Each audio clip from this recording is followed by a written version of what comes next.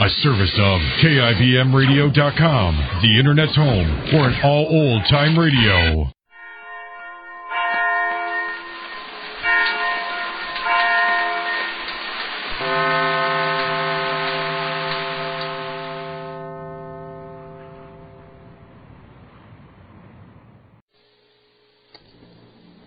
Yes, it's the Goldbergs. Well, say, ladies, I'm glad you dropped in because I'm about to give you a real wash day demonstration. What? What do you know about washing clothes? Plenty. You see, I'm an expert on Does, and I'm going to show you exactly what this amazing new kind of granulated soap can do. What's so amazing about it? Well, Does does all three kinds of wash. Dirty work shirts, streaky towels, the colored rayon clips. What?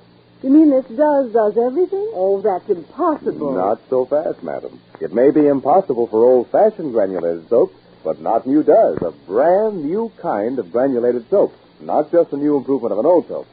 And now, ladies, if you'll just watch me, I'll show you what Does can do. Now, look. First, here's a piece of rayon clip.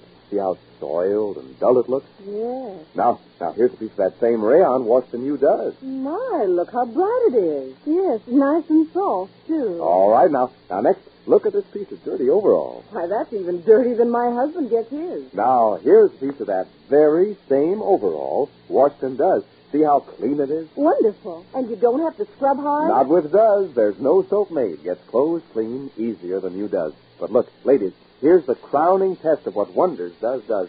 Look at this piece of grimy towel. Why, it's almost black. You bet. And here's a piece of that same towel washed in Does. Look at that snowy whiteness. It's marvelous. Just dazzling white. Say, this Does is amazing. I don't care what else it can do if it gets clothes so gleaming white. Lady, you've never seen whiter washes than new Does gives you. In fact, we don't know of a single other soap that can beat Does for its three-way combination of safety, ease, and whiteness. So, ask for Does today. Remember, it's that big red and white box with the name D-U-Z, Does. And next wash day, let Does do everything. And now, the Goldbergs. Well, today is Molly's big day. The last day, perhaps, from a long war that she waged on behalf of what she thought was right. And Molly seems to be winning, for Orianne is not going to marry Way. And Margaret Way wants her former husband back. Well, now Molly feels that she just has to bring Dr. Cater and Orianne together. They are together, in fact, in the next room, but they've been talking about Margaret Way and how Orianne can help her rebuild her life with her former husband. And Molly, well, she's just too content for words. But... Family, do you want me to spill you another cup of coffee, dear? No, thanks, Mom. I'm late already. So you'll be another minute late. Sit down. Please finish your roll anyway, nevertheless. Yeah? I want a drink with you. Sit down. Talk, dear. Mom. Yeah. Ma, Orianne and Dr. Cater still inside quarreling. Who said quarreling? They're discussing it. Ma, a woman like Orianne, living in the 20th century, making a game out of telling Dr. Cater she loves him. Well, that kind of coyness went out with bustles, fainting, and the one-horse chaise. A modern woman ought to be frank and honest. When you love a man, say it. I love you. That's the end of it. Well, maybe she's telling him now. Worst of all, this is what it means for Way. What do you mean, Sammy? I mean about the pardon. Well, you'll see. You'll see. Mr. Way can't see the trees for the forest. He can't see anything but Orianne. He can't even think straight. If I ever loved a woman like that, so that I forgot my obligations to myself and everyone else, I'd jump in the lake. Jump in the lake. You don't jump in the lake so quickly. At least Dr. Cater has a clear head on his shoulders, even if Orianne doesn't... Well, she's trying to do what's right, Samuel. She's done so much wrong doing right, it would have been much better if she tried it the other way. Well... If only Dr. Cater would tell her, explain... It's not for us to discuss backwards and forwards, Samuel. It's not for us to discuss backwards and forwards. After all, they're talking, they'll talk it out. After all, what do we know what's going on in her heart? What do we know what's going on in his heart? From a person's face, you can't tell, darling. You can't tell. You know that. Sammy. Listen, I'm just saying, for instance, as man to man, you think that Dr. Cater loves Orianne? Well, By now, he probably doesn't even know what he's talking about. Boy, when you want a mess, start talking love to a woman. Was that my question? No, I'm telling you, Ma. I'm learning from experience. I think I'll pick my wife out of the Sears Roebuck catalog. They don't have the word love in the index. Sammy, I don't like your attitude. No, because you're a sentimentalist, Ma. You like to take a feeling and drag it out until it screams for mercy. I like to take You can't help yourself. It's the way you are. Who is it? Oh, I'll see. Who is it? It's me, Ma. Rosalie? But what did she come home for? I know. She went to school already. Rosalie? Somebody's standing by the door. What is it? What did you come home for, say? Huh? Mama's talking to you. I forgot my gym clothes. That's your gym clothes? How did you forget your gym clothes? Ma. What is the matter? Ma, Oriane and Dr. Cater were quarreling. Take your gym clothes. I don't want to go in there again. They'll think I'm trying to listen. Not much. That's what you came back for, isn't it? Oh, Ma. Please. Stop now. Please. There's your gym clothes. Ma. All right. You said it. They're quarreling. Get your gym clothes. Go the back way. What did you do with your gym clothes? I had over here the big sweater with the turtle-eyed neck. What did you do with it? I don't know, Ma. Over here. Well, get it, Rosie. Where's the gym slippers? Pamela, over there's the gym slippers. Right. If you'd come home, then you have a gymnasium day. If you'd come home, Rosie, you would take all your things together and put it together. The slippers and the sweater and everything. You would bundle it up nicely. If it come to gym day, you would have it. Ma. All right, here. Ma. Take it. I'm going too. All right. Ma, maybe you want to go in, huh? Please. Goodbye, and take your gym clothes together. Mom, I'm going the back way, too. All right. And family, dear, for 1 second. If it's inconvenient, please stop off on your way at the hotel and find out when Mrs. Ray is leaving. Ma, that's what telephones are made for. Oh, that's an answer. Ma, that's an answer. If I ask you to go, if I ask you to stop off, that's what the telephone... All right. Thank you very much. Thank you very much obliged. All right. Bundle your neck and button up your neck and go already. Oriane? Goodbye, Ma. Goodbye. Goodbye. Button up your neck. Don't go like that. And slam the door. Shouldn't be breezes. All right. Oriane, where's Dr. Cater? Did he run? Did he left? What's wrong with me? Huh? Why must I keep fighting him? Why can't I just say to him straight out that I love him? I wanted to say it 1,000,000 times, and I couldn't. Well, say it, I Oriane. just stood there staring at him while he kept talking. I don't think I even heard what he said. I just wanted to say, oh, I love you, I love you, I love you.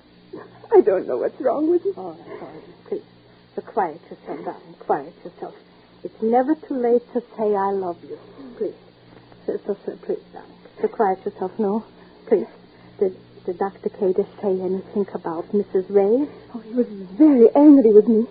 And I could have said I love you, and oh, I'm a fool. But the words just wouldn't come out. Please sit down, Oriane, dear. Just sit down and quiet yourself. Please, should I spill you something? Huh?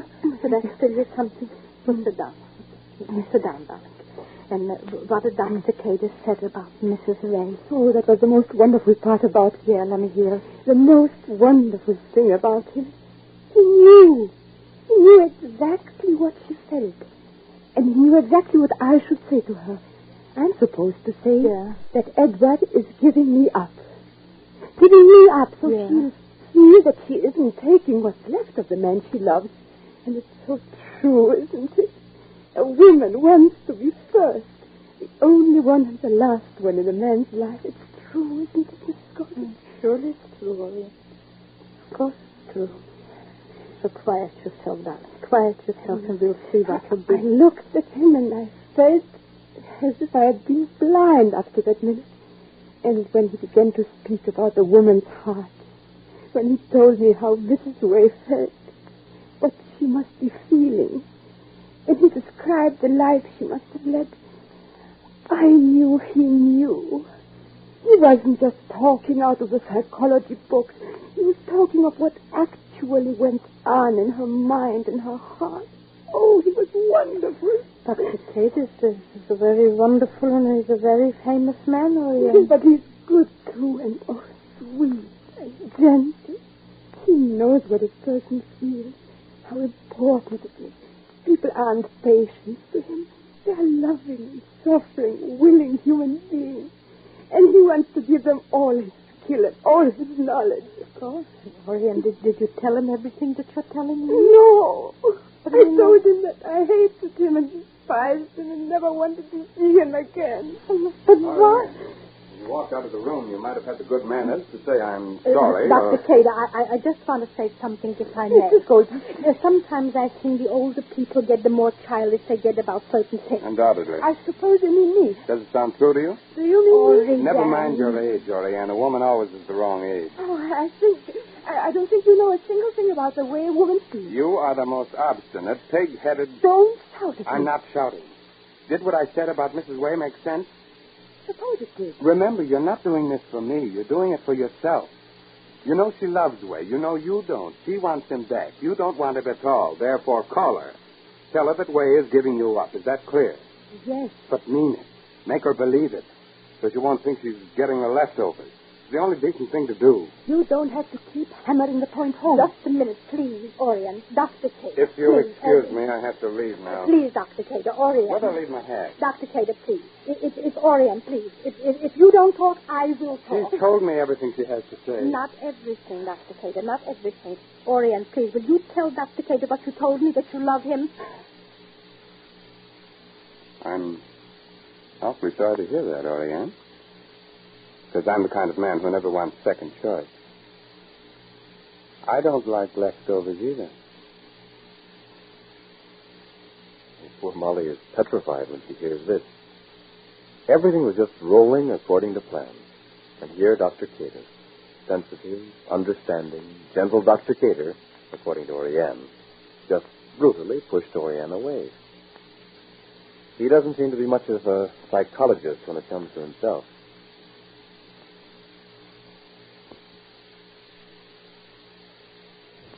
Say, who does the dishes at your house? You do? Well, then chances are you've been struggling along with those old-fashioned halfway soaps. I mean those mild bar soaps that don't have real speed, or those tough granulated soaps that fail on safety for your hands. Oh, but those halfway soaps are a thing of the past. Now that new Does is here. Does, you know, is that wonderful new kind of granulated soap that does everything in your wash, and it has everything you want for dishes, too. From whirlwind speed to extra safety for your hands. What extra safety for your hands? Why, Does treats your hands like a baby. Just notice how beautifully soft and smooth they feel after doing dishes with Does. Actually, it's the only leading granulated laundry soap to give your hands this extra gentle care. Yet, Does can't be beat by any other soap for its speedy dishwashing. It cuts even tough grease without any hard scouring. Yet, you can tell by the suds there's nothing halfway about Does. It has everything for dishes. Just ask for Does today. And be sure to listen to the next episode of The Goldbergs, written for you by Gertrude Berg. Next time, Molly tries a little old-fashioned psychology of the kind every mother knows. And she uses a great big dose of it, too. This is James Fleming, wishing you good day for Procter & Gamble, makers of Does, the new kind of granulated soap for all three kinds of soap, for all three kinds of wash.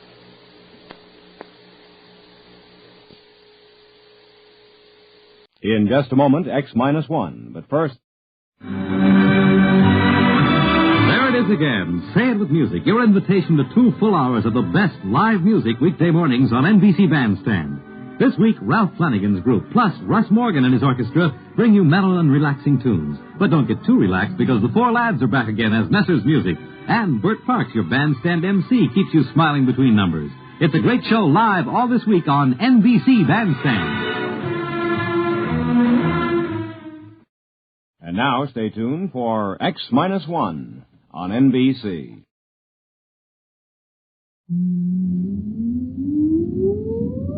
Countdown for blast off. X-5, 4, 3, 2, X-1, fire.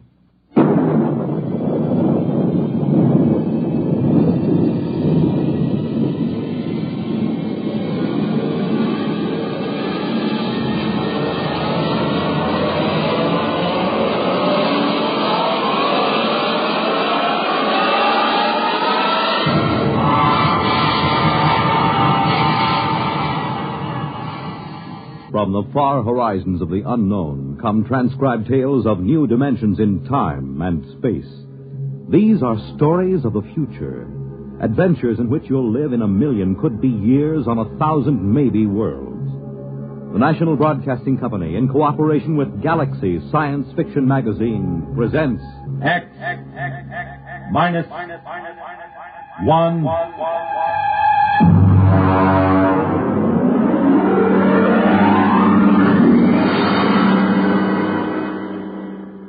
Tonight, a story by Frederick Pohl, Tunnel Under the World.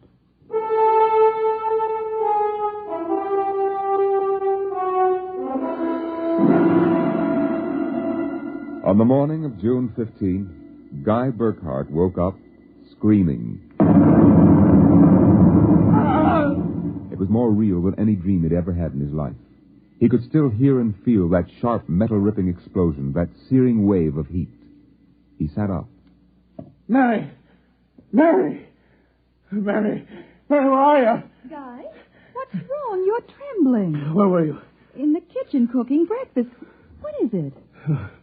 Oh, a dream, I guess. An explosion. Did you say an explosion?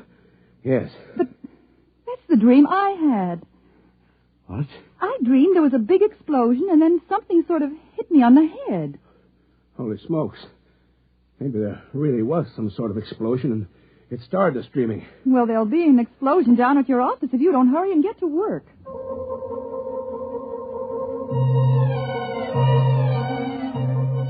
Coming in on the bus, Burkhart watched to see if there was any evidence of an explosion.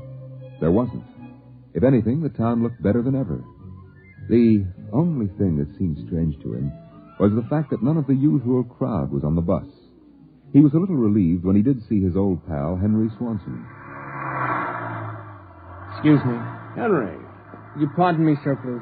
Henry, what's the matter with you? It's me, Guy Burkhart. Burkhart? Sorry, I don't believe we've met. What? Henry, for Pete's sake, it's me. If you'll excuse me, this is my stop. Well, how do you like that?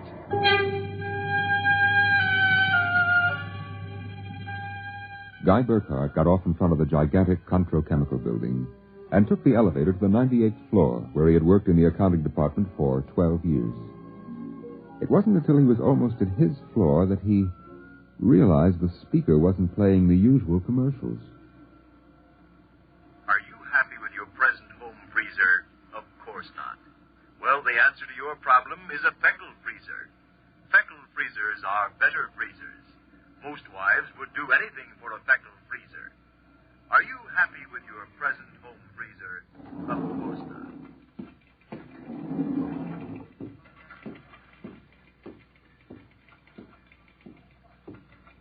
Good morning, Miss Orton. Good morning, Mr. Burkhart. A new hairdo, I see. Well, yes. Do you like it? Makes a lot of difference in your appearance. Is Mr. Barth in? Why, no, sir. He had an appointment with Mr. Dorchin at the advertising agency. Today? But today's the 15th of June. He has to sign the quarterly statement. He said he wouldn't be in. That's mighty peculiar. Yes, sir. Oh, by the way, Miss Horn, what the devil is a Feckle freezer? A Feckle freezer? There's some new copy on the elevator commercial. Dorchin must have landed another account. Feckle freezers. I really don't know, Mr. Burkhart.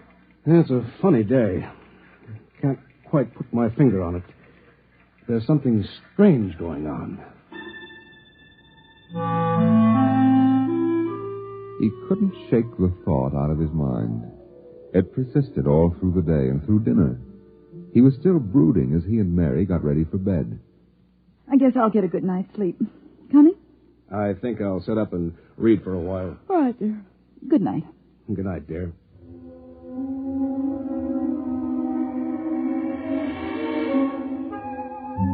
At exactly midnight, Guy Burkhart lapsed into a sudden, deep sleep. And the following morning, he woke up screaming. Darling, what is it? What's wrong? Oh, nothing. A bad dream, I guess. You gave me such a shock. I seem to be having a lot of nightmares lately. Really? Yes. The one I had yesterday. This was the same.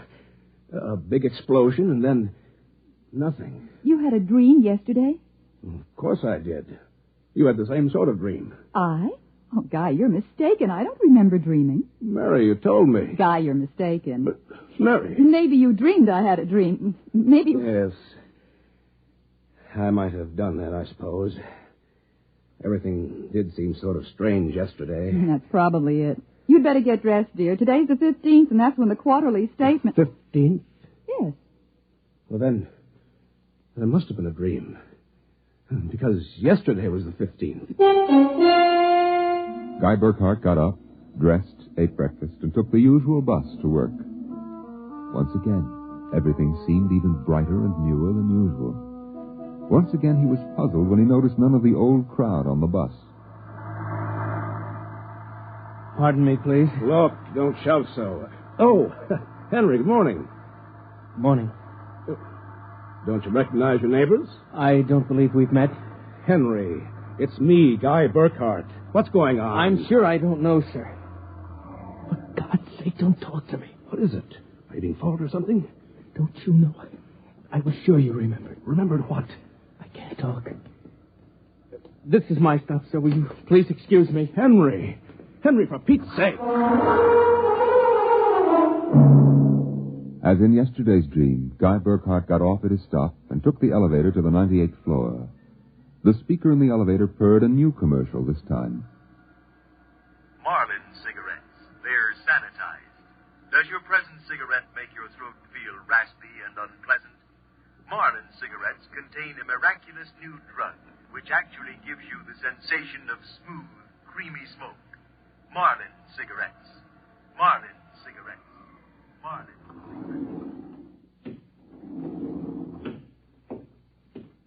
He walked down the marble corridor to his office. Good morning, Mr. Burkhart. Good morning, Miss Horn. Do you like my new hairdo? Why, yes. Is Mr. Barth in? No, sir. He had an appointment with Mr. Dorchin of the agency. I know. You know? I guessed it anyway.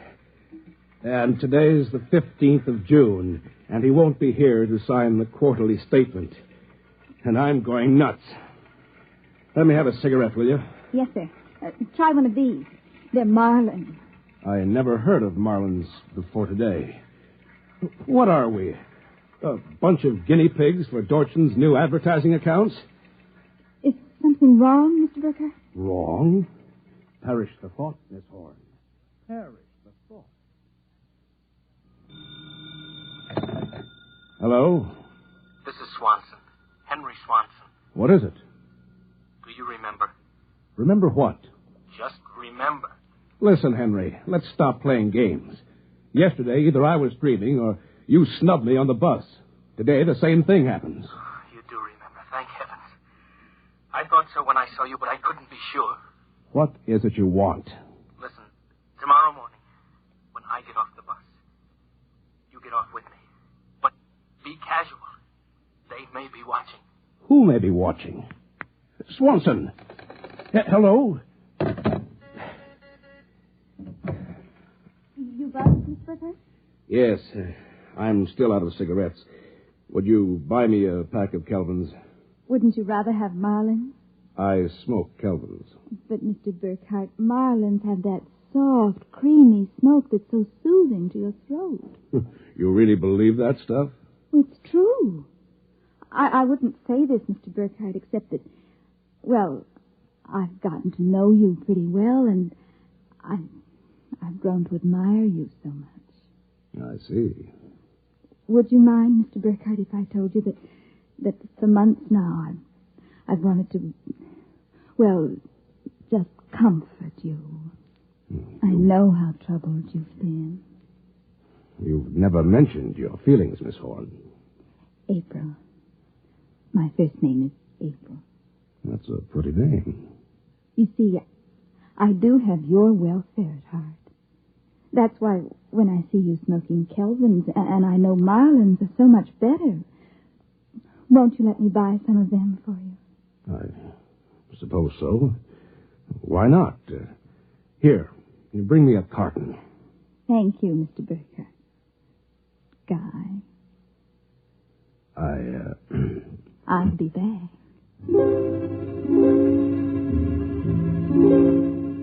There was something wrong, something definitely peculiar about what was happening. The call from Henry Swanson, the strange behavior of his secretary, Miss Horn, these new products, the dream. Guy Burkhart went home that night feeling like a man in a nightmare. That you, dear? It's me. Have a good day.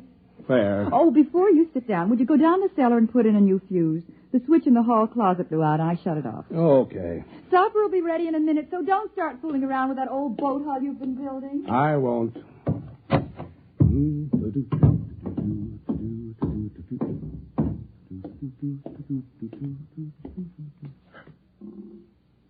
Mary! Mary! What is it? Come down here. Hurry up. What is it? I'm not sure.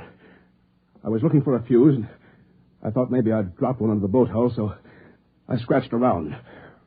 Look. Let me put the flashlight on it. Well? Look at the floor. What about the floor? It's supposed to be cement. Well? It's copper. There's a thin layer of cement, but underneath it's metal. Look here. Underneath the concrete, more metal. There. And here, on the wall, metal. Metal under the floor, behind the walls, every place. Well, I don't really understand. Mary, I know this sounds crazy, but somebody, for reasons I can't begin to guess, has taken this house and replaced it with a clever imitation. Guy. I know it sounds insane, but take a look. That bracing on the beams. That isn't the bracing that was always there. Oh, you're imagining. I am not imagining. Mary, I'm going to look around for a little more. Well, your dinner will be ready. Save it for me. There are a couple of things I have to figure out.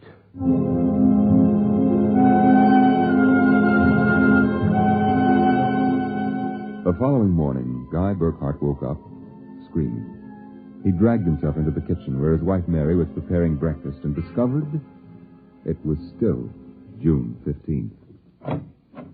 Mary, listen. Guy, what is it? You're trembling. Mary, the dream. Dream? About the explosion. The same one we've been having. We?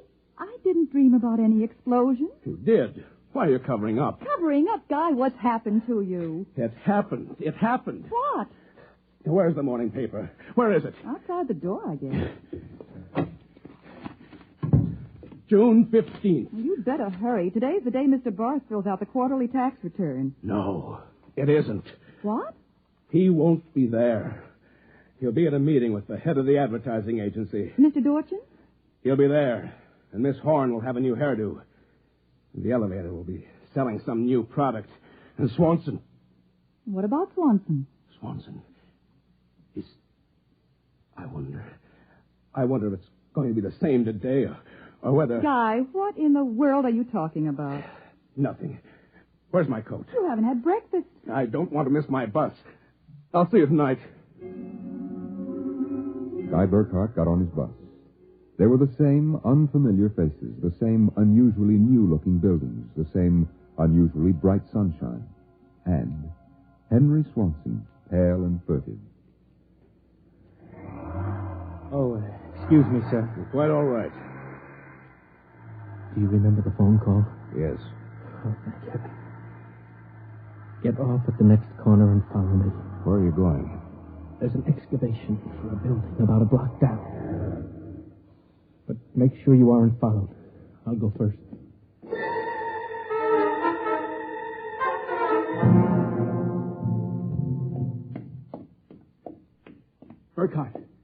Burkhart, here behind the fence. Now, Henry, what's this all about? Just a minute. I want to make sure you aren't followed. Followed by whom? By them, of course. And just who are they? I'm not sure. At first I thought perhaps they were Russians. Now I'm beginning to think they're Martians. No humans could have accomplished what they've accomplished. Look, start from the beginning, Henry. What's going on? Burkhart, peculiar things have been happening to you, right? Yes. A lot of your friends are missing. Your house seems changed. Well, there's something stranger than that. The date. Today is June 15th. Yet I could swear that yesterday was June 15th and the day before that. Yes, you've got it. It's always June 15th. And you and I are the only ones who know it. But why? How? I'm not sure. I think it's some sort of mass hypnosis or something. Why didn't it work for us? My wife Mary doesn't remember things. Somehow, when it happened, they missed us. We were protected from the full force of the rays or whatever they used. Burkhardt, where were you on the night of the 14th, about midnight? That was Sunday night. Yes. I was down in the cellar, under that boat I'm building. And I was in my darkroom developing some pictures. It just doesn't make any sense to me. Russians, Martians. What makes you think so? I've seen them. Where? At the end of the tunnel. What tunnel? The one that they built under Tylertown. A tunnel under Tylertown? Yes, that's right. It's made out of copper or some alloy. Wait a minute. I found a copper layer under my cellar floor last night. Yeah, so did I. That's how I discovered it. I found a way to get in, too. It's at the bottom of this excavation. Holy mackerel. Why don't we tell the police? Because we can't trust them. Even the police may be Martians in disguise. You're being melodramatic. Am I? You just come with me. Where? Into the tunnel. I'll show you. Henry Swanson led Guy Burkhardt to a small hole in the side of the excavation. There he removed a cut-out piece of metallic substance, and they crawled into a dimly lighted tunnel. They walked for what seemed like 2 miles, until Swanson held his finger to his lips. We've got to be quiet now. Henry, this is fantastic. They've got a tunnel right under the whole town. Oh, Burkhardt, you haven't seen anything yet. There's a room a little further down. We'll be able to look through a glass in the door. Is it safe? It's perfectly safe. Unless one of them comes along. Now, come on. Here. Look through this glass. Now, just so I know I'm not completely insane, tell me what you see. Good Lord. Well? A tremendous panel with dozens of telescreens. And in front of each, a servo robot. They seem to be computing something. Yes. I've watched them. They're evaluating data from the screens. Evaluating? Why not? Each of them has a part of a human mind. Remember that. It's against the law to transfer an evaluating circuit from a human brain to a robot. Burkhardt, whoever is conducting this monstrous experiment is operating far outside the law. Have you gotten a chance to look at the data on those screens? No. No, I've been afraid to go in.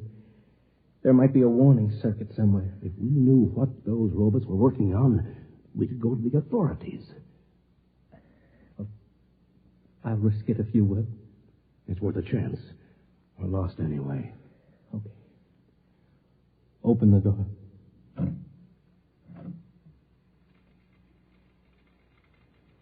So far, so good. Come on. Let's take a look at that data. Yes, but don't interfere with the robots. Don't worry. Let's look at the screen. Listen to this. Tests in the 47K12 group with Marlin cigarettes pulled 80% using the soft feminine approach. Indications are that an extension of this approach would sell at least 70% nationwide. On the Feckle freezers, the direct elevator pitch pulled only 10%. This should be abandoned and a new series of high persuasion elements introduced. Henry, do you know what this means? I haven't the faintest idea. I don't blame you. It's crazy, but it fits the facts when I think about it. Do you know who's behind this? Martians. Not Martians, Henry.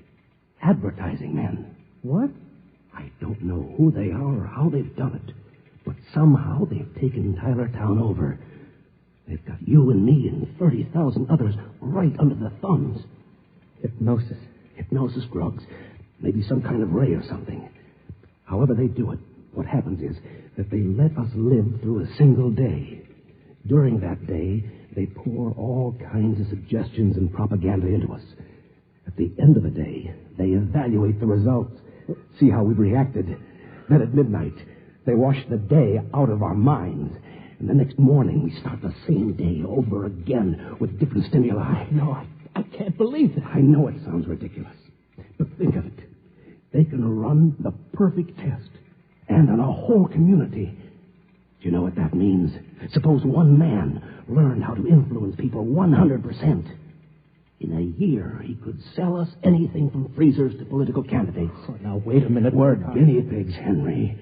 This whole community is one big test tube for propaganda research. What do we do? Somehow, we get out of this town and get to the FBI. Do you think we can? Yeah, it's worth a try. Come on. Wait. What is it? Look. There's somebody coming down the tunnel. We've got to hide. Quick, behind the circuit box. Good Lord. It's Dorchin, the head of the agency that does our advertising. Quiet.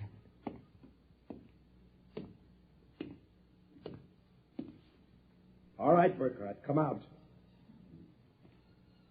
We know you're in this room. Miss Horn has informed us that you remember. I must warn you, it's useless to buck us. Come out peacefully and let our maintenance crew adjust you properly so you don't remember from one experiment to the next. It'll be quite painless.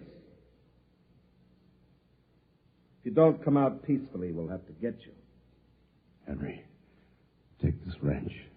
When I give the word, jump him. He may be armed. We've nothing to lose. Very well.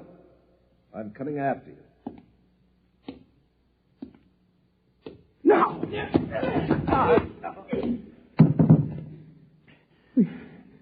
Burkhardt, I've killed him. Wait, I'll get his coat unbuttoned. Maybe his heart is still beating. Henry. What is it? What's wrong? Look, underneath his coat. Oh, heaven help us. It's a robot. A humanoid robot. Designed to look like Dorchin. Come on, let's get out of here. Wait. What's that? A loudspeaker. I told you it was useless, gentlemen. Who are you? Mr. Dorchin, naturally. The real Mr. Dorchin. What are you trying to do to us? Merely trying to prevent you from damaging my experiments, gentlemen. You can't get away with this, Dorchin. Sooner or later, somebody, the FBI or somebody, is going to get wind of this madness. Oh, now, really, Burkhardt, you're quite naive. Now, why don't you be reasonable and let the maintenance crew adjust you? If I refuse, I suppose you'll kill me. That would be quite impossible. Oh? You see, Burkhardt, you're already dead. Dead? You're shocked. It's quite true. You and everyone else in this town were killed by premature atomic blast at the Control Chemical Plant. The blast occurred at 7 a.m. on June 15th. That's the last thing imprinted on your minds. That's why you wake up screaming each morning. It isn't true. Oh, but it is. What I and my associates did was take the brain circuits from your dead bodies. We stored them in electrochemical batteries until we had a chance to rebuild the cities and begin our tests. Do you think I believe a fantastic tale like that? I imagine you find it incredible. Of course, we didn't rebuild everything exactly. After all, it only has to last for a single day. June 15th. At midnight, we turn off the power and wash out the memory of the day. You and your friend Swanson, unfortunately, have defective circuits. You'll remember. Burkhardt, it's no use. We're trapped. Please give up. Not me. But what can we do? We can make a run for it down the tunnel. Come on. It's useless, Burkhardt. Keep going. It's useless. Useless. Useless.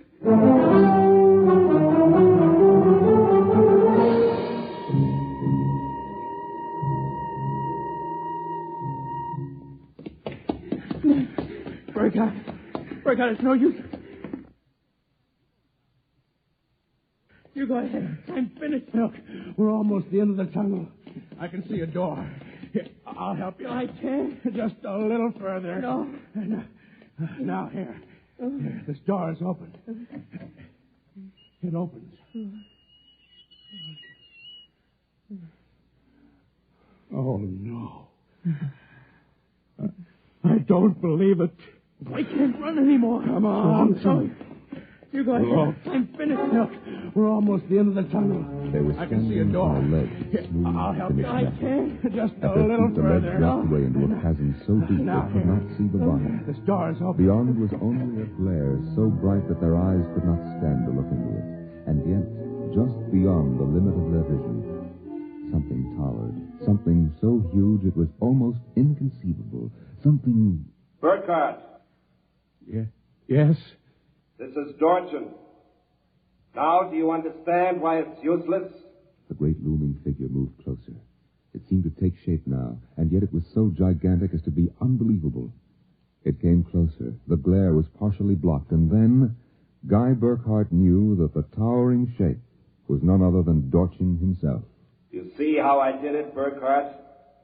I took your brain circuits and had them reduced so they could be transferred to tiny humanoid mannequins. That's what you are, Burkhardt. A tiny miniature of yourself. And this city, this whole experiment I'm conducting, is built on a tabletop. It was the morning of June 15th, and Guy Burkhardt woke up screaming. You have just heard X-1, presented by the National Broadcasting Company in cooperation with Galaxy Science Fiction Magazine, which this month features Man of Distinction by Michael Shara. Being completely unique in this world is not only a mathematical impossibility, it is also a matter of pride. Galaxy Magazine, on your newsstand today. Tonight, by transcription, X-1 has brought you The Tunnel Under the World, a story from the pages of Galaxy written by Frederick Pohl and adapted for radio by George Lefferts. Featured in the cast were Norman Rose, Dean Almquist, Amy Siddell, Elaine Rost, Bob Hastings, Ken Rapith, and Larry Haynes. Your announcer, Fred Collins. X-1 was directed by Scott Buckley and is an NBC Radio Network production.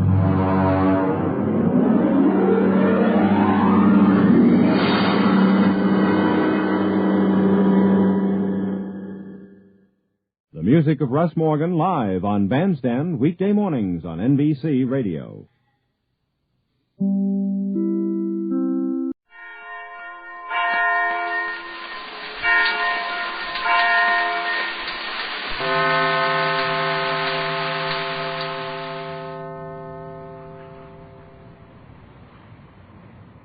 In just a moment, X-1, but first...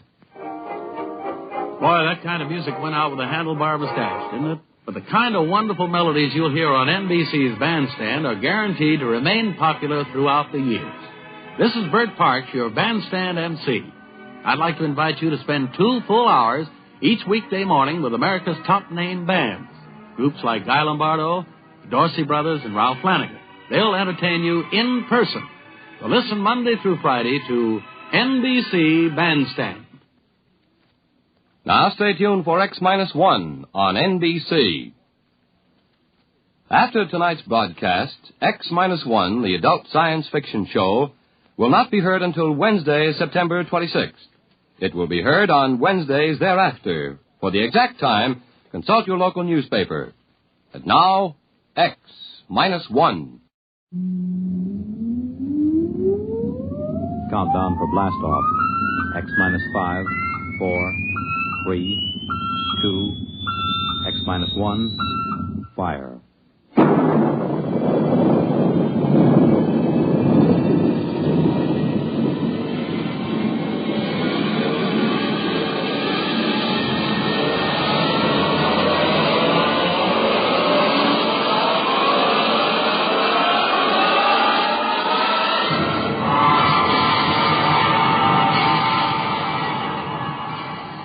From the far horizons of the unknown come transcribed tales of new dimensions in time and space. These are stories of the future, adventures in which you'll live in a million, could be years, on 1,000 maybe worlds. The National Broadcasting Company, in cooperation with Galaxy Science Fiction Magazine, presents X-1.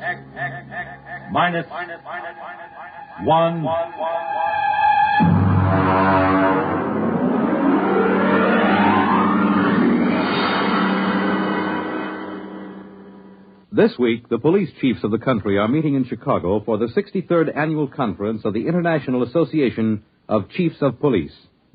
Tonight, X-1 is proud to salute them as we present The Lifeboat Mutiny by Robert Sheckley.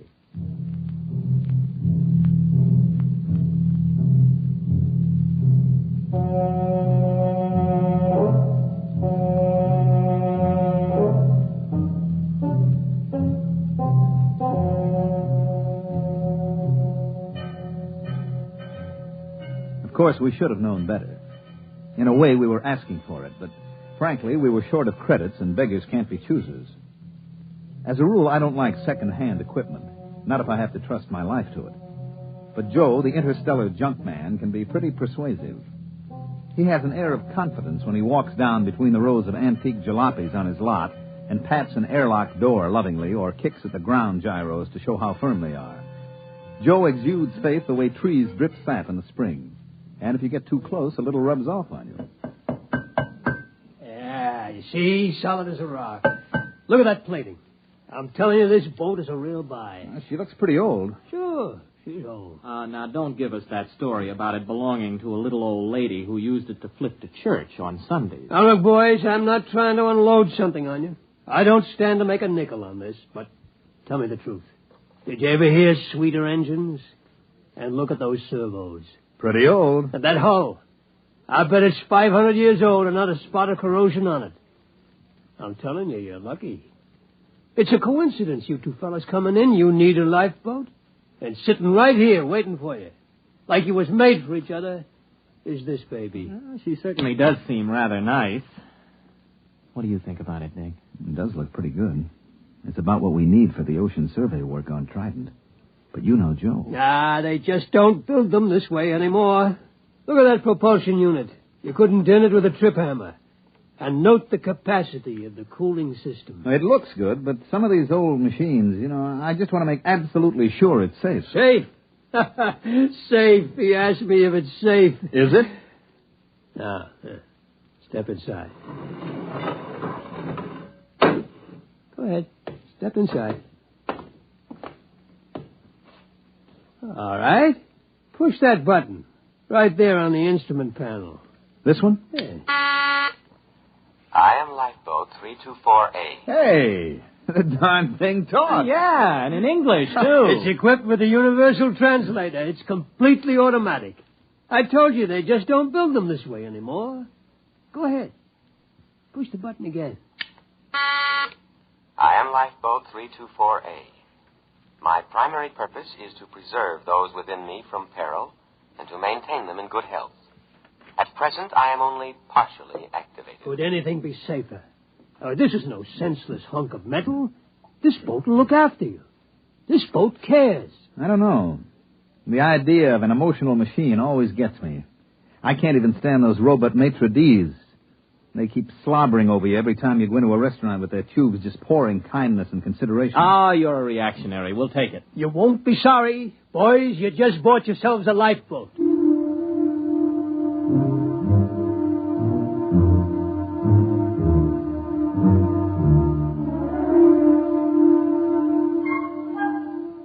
Joe delivered this assurance in the frank and open tones that had helped make him a millionaire several times over. It wasn't that he was dishonest. Far from it. All the flotsam he collected from anywhere in the universe worked. But ancient machines often had their own idea of how a job should be done. They tend to get peevish when forced into another routine.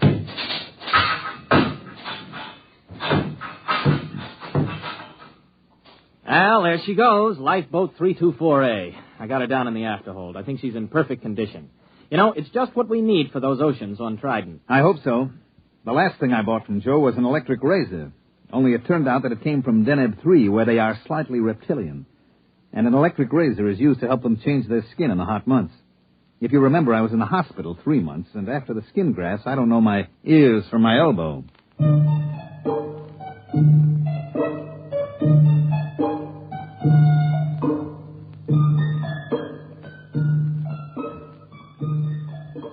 This job we were on was to survey the planet Trident for a real estate speculator who bought it for subdivision. Trident was about the size of Mars, but with a far better climate. There was no native indigenous population, no poisonous plants, and no germ-borne diseases. As a matter of fact, apart from one small island and one small polar ice cap, the entire planet was covered with water. There was no real shortage of land. You could wade across some of Trident's several seas. Our firm had been hired to survey and plan a little mountain raising because the sector council frowned on selling building lots under 4 feet of water. We landed on Trident and launched the lifeboat. Okay, I got the sandwiches in the water. Ready to cast off? Aye, aye, sir. All mooring lines are on board. All right, let's crank this swan boat up and get going. Well, push that button.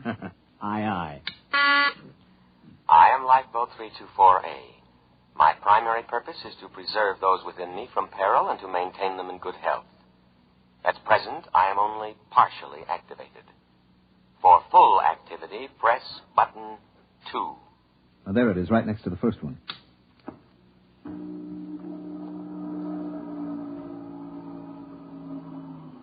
Well? Something's going on back there. Sounds like motors warming up. Hey, that sounds like a short circuit somewhere. You know there's no wheel on this thing? Oh, wait a minute. There's got to be some kind of tiller or control. Well, you look. That's all there are, 2 buttons. Well, then maybe she controls telepathically. I'll try it. Hey, 324A, go ahead slowly.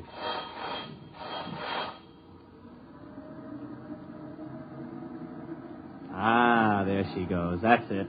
Starboard a little. Wait a minute. I still don't like the sound of that. I bet there's a short somewhere. I'm going down to look for it with a circuit tester. Don't louse anything up. I like a boat that works this way. Gives me a sense of power. Hey, 324A, full speed ahead.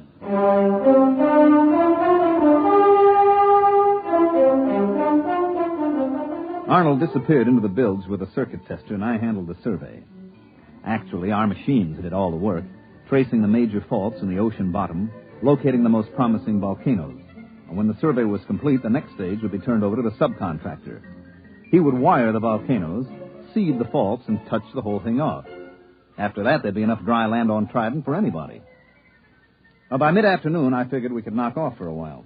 We ate our sandwiches, took a drink of water from the canteen, and then had ourselves a swim in Trident's clear green water.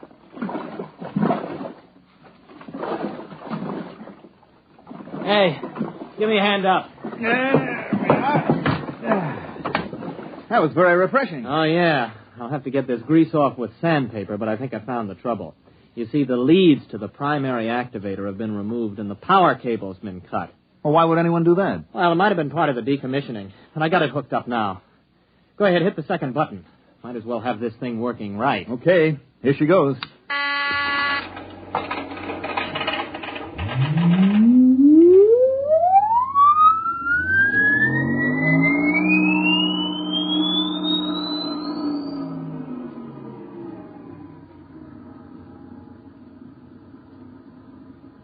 I am Lifeboat 324A. I am now fully activated and able to protect my occupants from danger. Have faith in me. My action response tapes, both psychological and physical, have been prepared by the best scientific minds in all Drome. Ah, that's more like it, huh? Gives you a feeling of confidence, doesn't it? I suppose so. But where is Drome?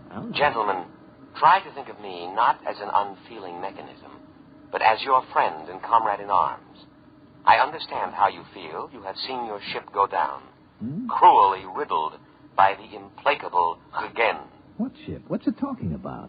You have crawled aboard me, dazed, gasping from the poisonous fumes of water, half dead. Oh, no, wait a minute. You mean that swim we took? You got it all wrong. We were just surveying. Half dead, shocked, wounded, morale low.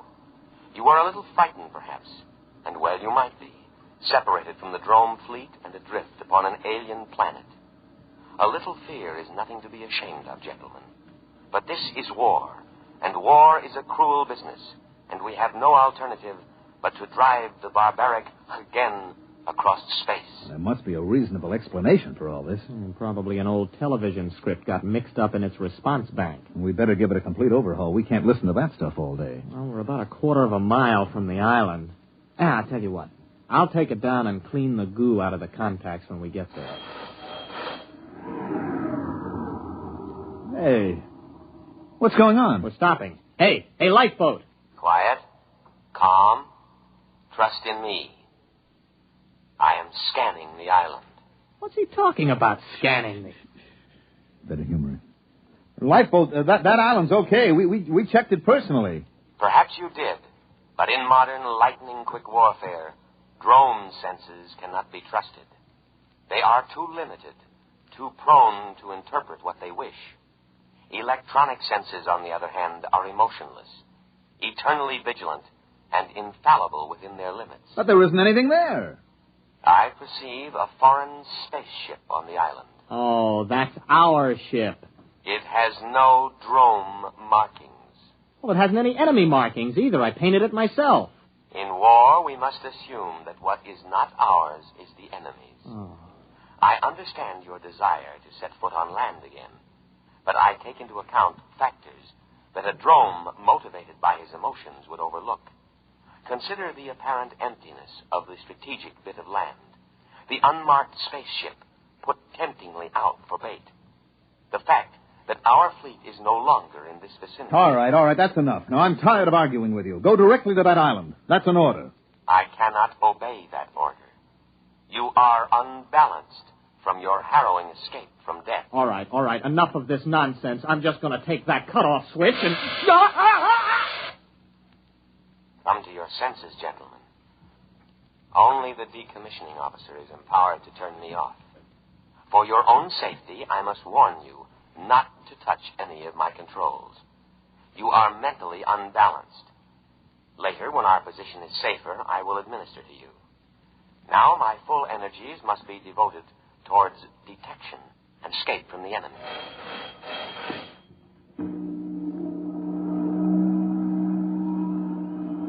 Where are we going? To rejoin the drone fleet as soon as I can find it.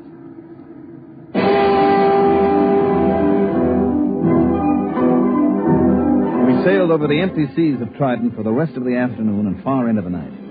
At about midnight, we sat in the cabin sharing our last sandwich. The lifeboat was still rushing madly over the waves, its every electronic sense alert, searching for a fleet that had existed 500 years ago upon an entirely different planet.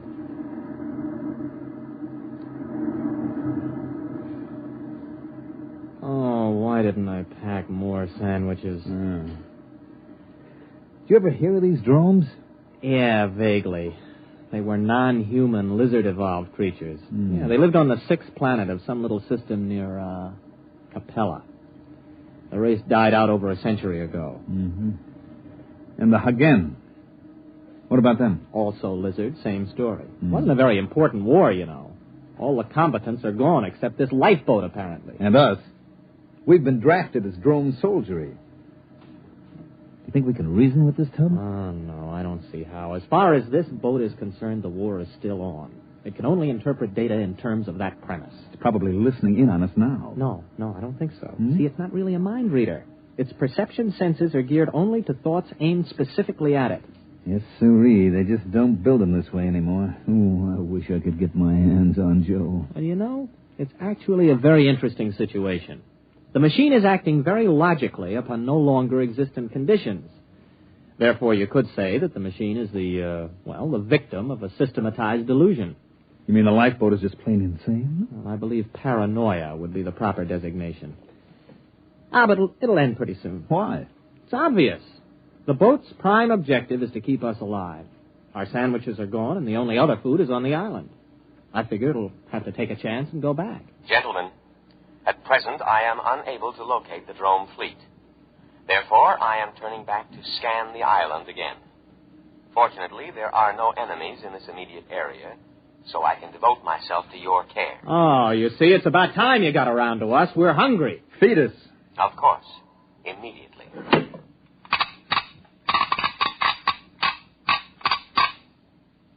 There you are. On the tray. What's that?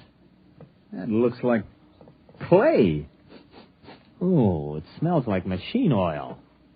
Hey, what's it supposed to be? That is giesel. It's the staple diet of the drone people. I can prepare it in 16 different ways. Try it. All right. It tastes like clay coated with machine oil. We can't eat that. Of course you can.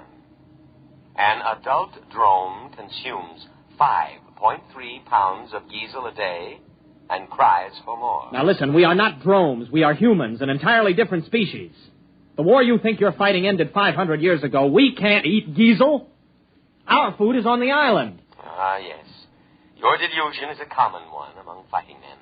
It is an escape fantasy, a retreat from an intolerable situation. Gentlemen, I beg you, face reality. You face reality, or I'll have you dismantled bolt by bolt. Threats do not disturb me. I know what you've been through. Possibly you've suffered some brain damage from your exposure to poisonous water. Poisonous? To drones. If absolutely necessary, I am also equipped to perform physical brain therapy. It is a drastic measure, but there can be no coddling in time of war. You see, you need not worry. All my scalpels are razor sharp and ready for immediate action. Oh, scalpels, huh? Well, we're feeling better already. That's a fine-looking batch of gizzle, isn't it, Arnold? Oh, delicious. Nothing is too good for our boys in uniform. Do try a little. Oh, that's wonderful. Oh, that's delicious. Good. I am moving toward the island now, and I promise you in a little while you will be more comfortable. Why? The temperature here is unbearably hot.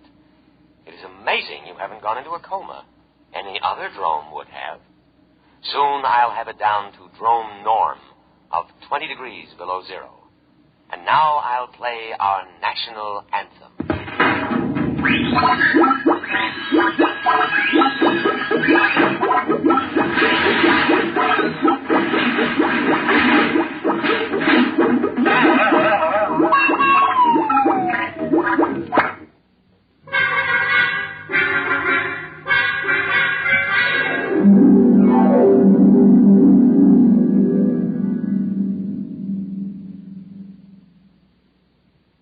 Arnold?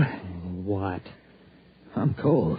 Well, you should be very comfortable. Drones live at 20 below zero. We're drones and no back talk. Those cooling tubes are all frosted up. Yeah, I just wrote my name in frost in the porthole. Hey, wait a minute.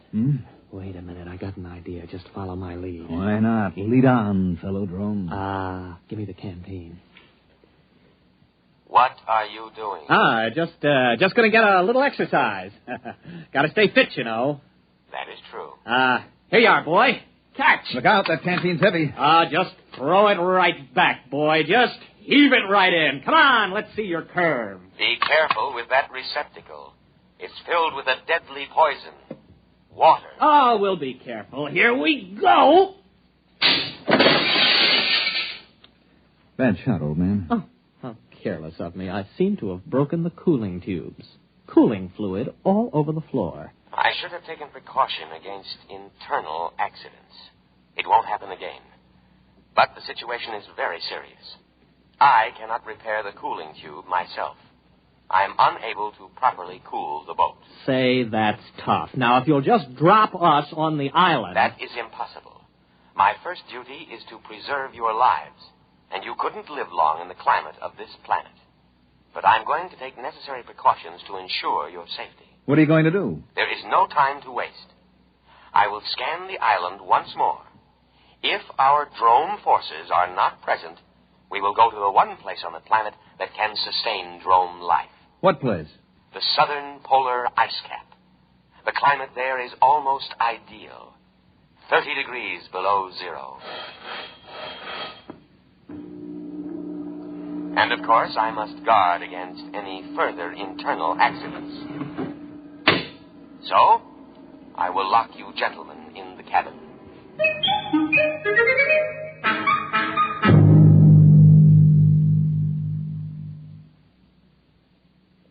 Think. I am thinking. Nothing's coming out. Well, we've got to get off when he reaches the island. It'll be our last chance. Now, look. We know his internal scanning isn't very good. When we reach the island, maybe we could cut his power cable. Oh, you couldn't get within 5 feet of it. He's got an electric charge on all the controls. I am now scanning the island. Place looks fine today. Oh, sure does. I'll bet our forces are dug in underground. They are not. I scanned to a depth of 100 feet. Well, under the circumstances, I think we should examine it a little more carefully. It is deserted. I cannot let you endanger your lives by going ashore. Drome needs her soldiers, especially sturdy, heat-resistant types like you. We like this climate. Spoken like a patriot. I know you must be suffering, but now I am going to the South Pole to give you veterans the rest you deserve. Wait a minute. You don't understand. We're operating under special orders. We weren't supposed to disclose them to any vessel below the rank of super dreadnought. We're a suicide squad. Yes, that's right. Especially trained for hot climate war. Our orders are to land and secure that island for the Drome forces. I didn't know that. You weren't supposed to. After all, you're only a lifeboat. Land us at once. I couldn't guess, you know. All right. We'll head for the island. Arnold, it's going to work. Why not, as long as we tell him the truth? The beach is only 50 yards away.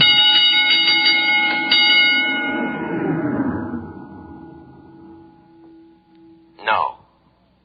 No, what? I cannot do it. What do you mean? This is war. Orders. I know, but I cannot obey. A different type of vessel should have been chosen for this mission, but not a lifeboat. You must think of our country. Think of the barbaric Hagen. It is electronically impossible for me to carry out your orders. My prime directive is to protect my occupants from harm. That order is stamped on my every tape, giving priority above all others. I cannot let you go to your certain death. You'll be court-martialed for this. I'll have you broken down to a dinghy. I regret to say I must operate within my limitations.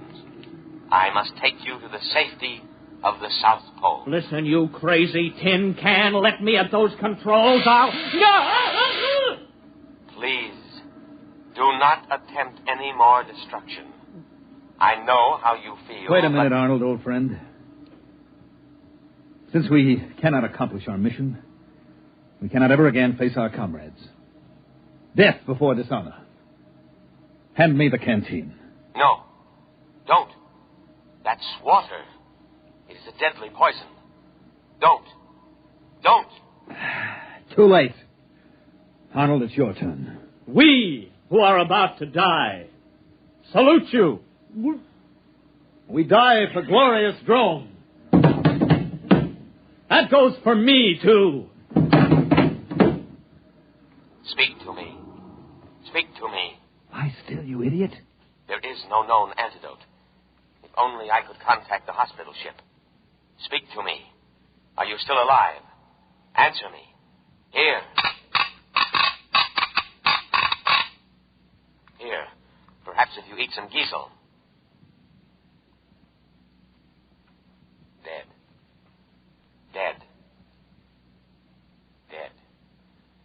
I will now read the burial service.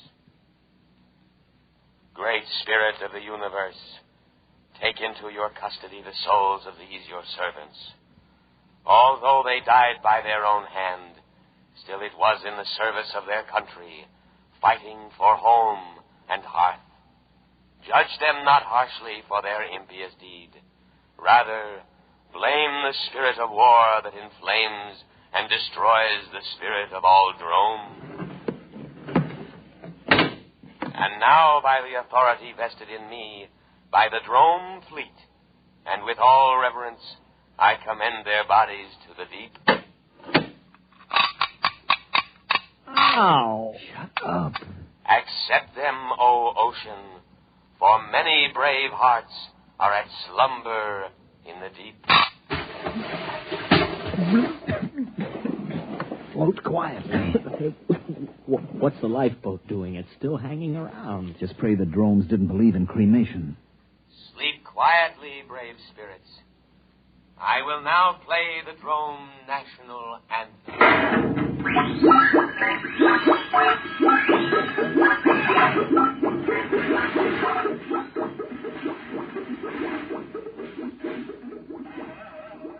Well, There she goes.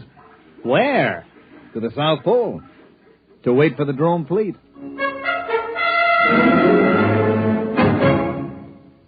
You have just heard X-1 presented by the National Broadcasting Company in cooperation with Galaxy Science Fiction Magazine, which this month features The Man Who Ate the World by Frederick Pohl. This is the story of a civilization which flowed with milk and honey, and of a man whose tragedy was that he had not drowned at birth. Galaxy Magazine, on your newsstand today.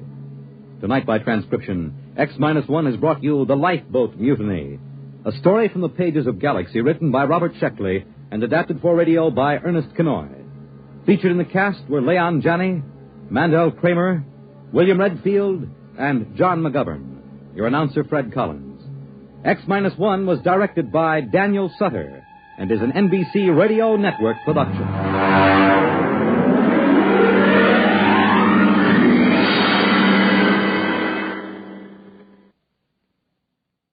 A special announcement to the audience of X-1, the adult science fiction show. X-1 will not be heard next week, but will resume broadcasts at a new time on Wednesday, September 26th, and every Wednesday evening thereafter. For the exact time of the broadcast in your locality, remember to consult your local newspaper. The music of Tommy Tucker, live on Bandstand, weekday mornings on NBC Radio.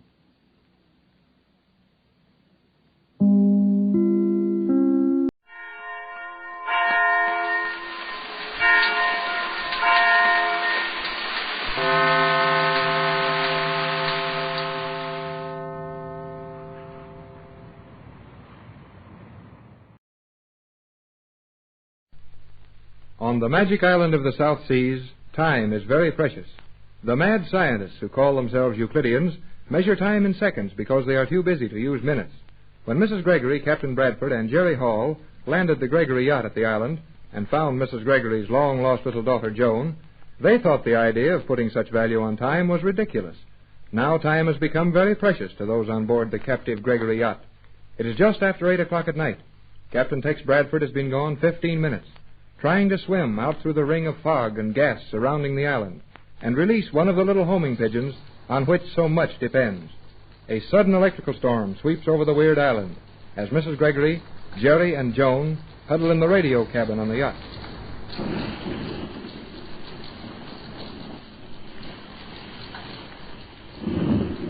This is a terrible storm, Mother. Are you not glad your boat is safely moored to the pier here now? Oh, this storm wouldn't hurt the boat, Joan. We came through a couple of them on the way down here. On Euclidia, we hardly noticed such a storm, as all the quarters are soundproof. But on this boat, it seems very terrifying. You will learn to love the natural things, Joan, dear. Things that are merely terrible in a natural way if we ever get off this horrible island. Well, I'm going back to the engineer's quarters and wait for Tex there. I'll let you know the minute there's any news. You will be careful, will you not, Jerry? I would not like anything to happen to you. Hear that, Mrs. Gregory? Joan's getting kind of stuck on me. I am not stuck at all. You see, I am quite free to move at will. You mustn't mind Jerry, my dear. His expressions are a little puzzling at times. But, Jerry, one time you say I am stuck up when I am not sticking up on anything. And now you say I am stuck on you when I am not even near you. Oh, I ain't got time to teach you any better now. I got to get back on duty where I belong. Oh, Jerry, the storm is bad, isn't it? Yeah, I can make it all right. See you as soon as Tex gets back. Will Jerry be quite safe, Mother? Yes, Joan. He has only a few feet to go along the deck to the engine room. There's not enough wind to make the footing dangerous. I am glad of that. Jerry is a foolish boy, but he is also a nice boy. And I should not like anything to happen to him. Joan, this storm, all that lightning flashing around the island, what effect does that have on all the electrical devices the Euclideans maintain? I'm afraid I do not understand just what it is you wish to know. This magnetic ring of fog around the island.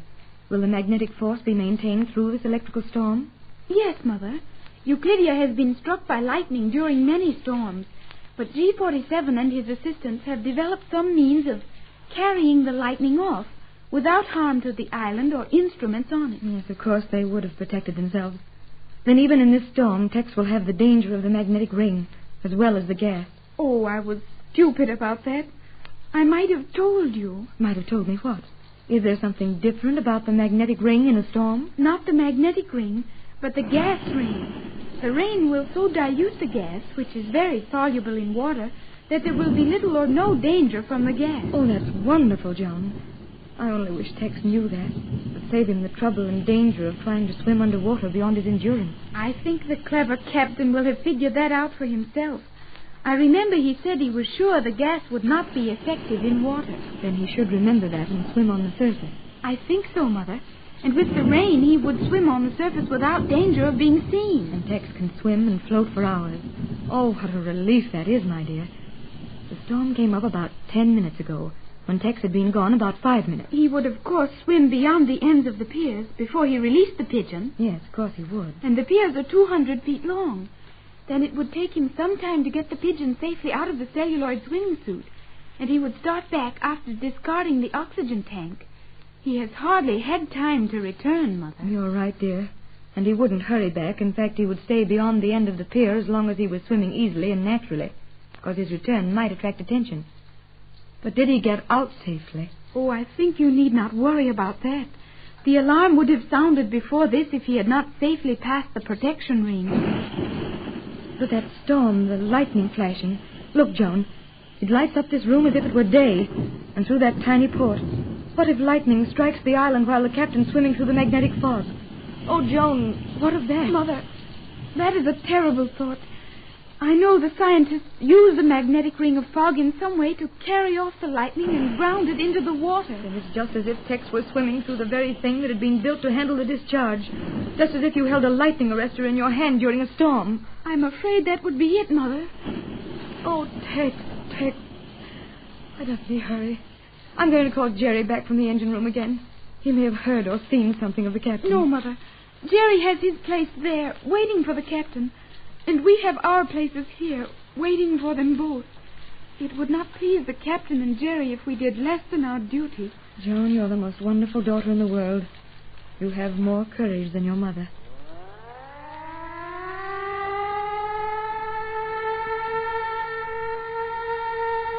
What is that? The signal to submerge. Mother, this is going to be something of danger and terror, I think. To submerge? You mean to submerge the island? Yes, Mother. I told you the island could be submerged so that a boat could pass over the top of it. But, Joan, do you realize what that means? This yacht is tied to the island, this boat. What will happen to us? And Tex is swimming out there somewhere. Joan, what?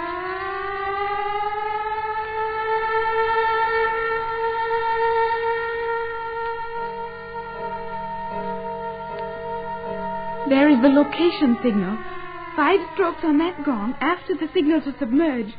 That means at this pier, Pier 5, where this yacht is held fast. But what exactly can that mean? Is it possible to submerge only one section of the island? No, I am not sure I understand that signal. Unless... Yes, it could be. There is an anchorage lock at this pier. I think your yacht is to be drawn inside the island and submerged. This yacht submerged? Yes, floated within a lock under the island floor, and then submerged with the island.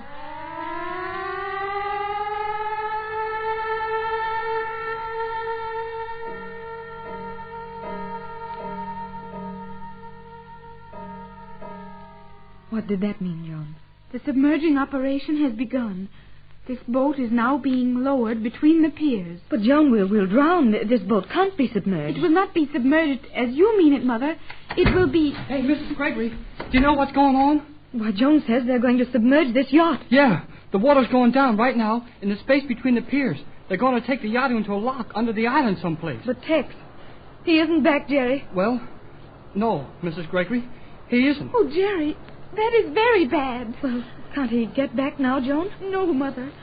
Unless the captain could have been within the slip formed by the 2 piers here, he could not get in without being seen. The ends of the piers are now joined by watertight gates to allow the space between them to be used as a lock. I'm going out there and try to find Tex. Oh, no. No, you're not. Jerry. I'm sorry, Mrs. Gregory. I don't mean to be rude, but you're not going out there. Yes, I am, Jerry. I can swim. And if Tex is out there in that water alone, Hopelessly shut off from the island, I'm going after him. He won't know what's going on here. He'll be afraid to return for fear of giving away the escape of the pigeons. Now, look here, Mrs. Gregory. Captain Bradford is in command of this boat.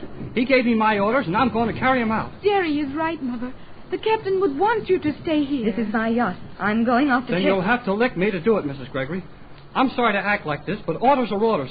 And the last thing the captain told me was to keep you on board if I had to tie you in a chair. And I'm going to do it.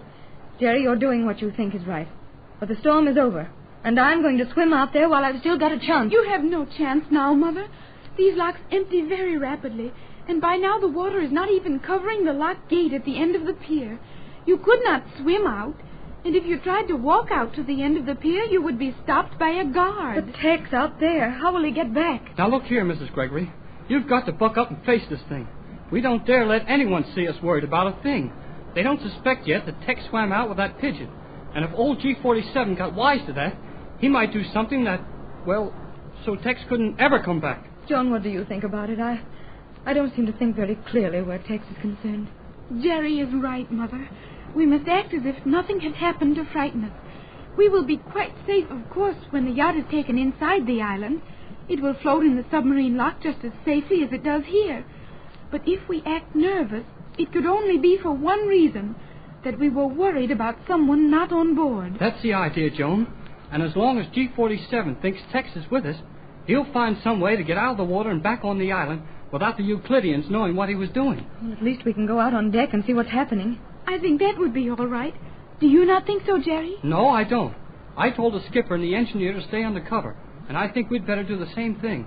If they see us on deck without Tex, they'll know he isn't aboard. Oh, I suppose you're right. But it seems so terrible to just sit here and do nothing while this boat is being taken inside the island. How will Tex get back to us? How will he know what's happened? I guess he'll figure that quick enough, all right. When he finds the gate closed at the end of the pier, then he'll have to swim around to one of the other piers and walk right up on the island. Oh, that will be bad, Jerry. Then G47 will know the captain has been in the water, and it will take them only a few minutes to discover that a pigeon has been sent. Oh, that doesn't matter. The pigeon's gone, and I'm willing to chance it getting to Johnson's boat.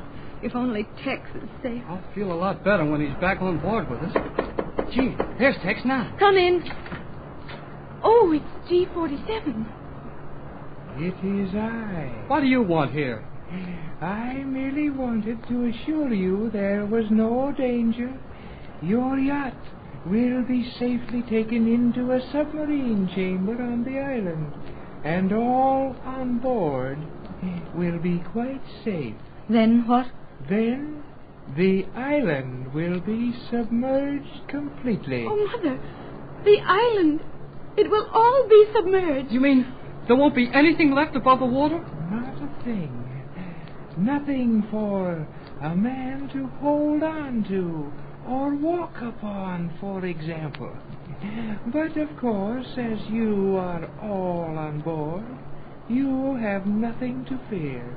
No, we have nothing to fear. Precisely. However, if one of your party was absent, say, out swimming around the ends of the piers... Yes. Suppose. What then? The unlucky person would soon drown, swimming around where this island once was.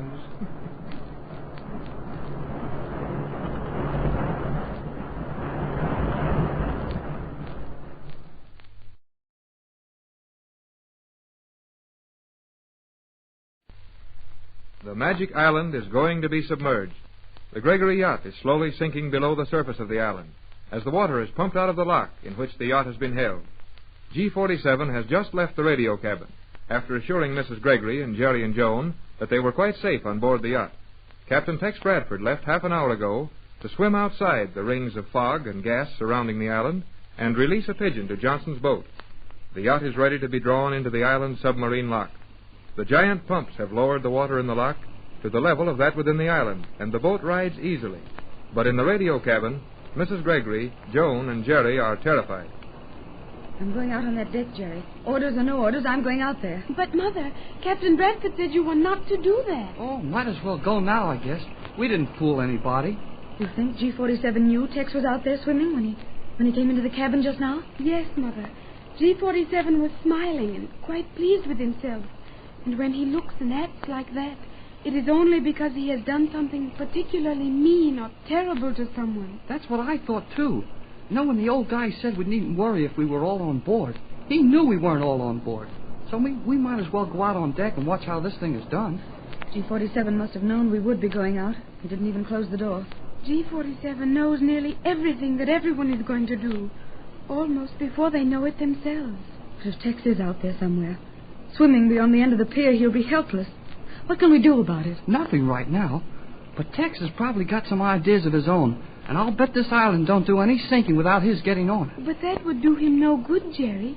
If he were not admitted to one of the chambers, he would only drown when the island was completely submerged. Oh, I can't stand this any longer. Come on, I'm going out on deck. Gee, Mrs. Gregory, look at that. Why, we're way below the top of the island. Yes, Jerry. This lock between the piers is like a great steel aqueduct. Are these piers solid to the ocean floor, Joan? Oh, no, Mother. Only to the 5th level, and only 2 of them have locks between them as this one has, so the water may be pumped out. The false bottom is sealed. From the 5th to the 10th level, the main part of the island is round and smooth, so that it may all be submerged. You really mean the whole island will go down till the top of it is 40 or 50 feet below the ocean? Yes. Large ships pass over it easily, and the island is so smooth and tapering toward the top and center that when a ship tries to anchor here, the anchor merely slides over the top of the island. Gee whiz. And we can do nothing. Just stand here and wait until we're taken into that lock. Hey, listen. The pumps have stopped. We must be down. Yes, Jerry. The water in this lock is now at the level of the water in the lock inside the island. The gate will open into the island now. There is a lock gate in that smooth wall ahead? Yes, Mother. See, it is opening now. Golly. It's opening just as easy and as quiet as everything else on this island works. Not a sound from it. No, but for the water rushing through it to even up the levels, we shouldn't have noticed it. And how light it is back in there. The Euclideans use a great deal of light where it will not be seen from outside. All the subterranean chambers are brilliantly lighted. We're moving. The boat's starting to slide into the lock. Are we being pulled by magnets, Joan? Yes. The floor of this lock is covered with a series of magnets. The boat is perfectly controlled. But from where? I see no one. Not even on that ramp along the inside of the lock. It is all controlled from the central chambers. The position of the boat is clearly indicated by the action of the magnets. Boy, what a place this is. And when we are inside, what can we do then? Hey, wait a minute. The mast is sitting at the top of the lock. It's going to crack. Well, can't we stop it? I'll gladly unset the mast rather than break it. No, Mother, there's no time. The yacht is being put in here because of some emergency. It will just break the mast off. It has happened to other boats here. Gee, there goes the radio spars. Now we haven't much of an area left. The mast is nearly broken now. I hope the strain doesn't start the seams in the hull. Will we be safe standing here? Sure we will. Those deck plates will hold all right. The whole thing's going to fall on the after cabin there. Oh, there it goes. Look out for flying splinters.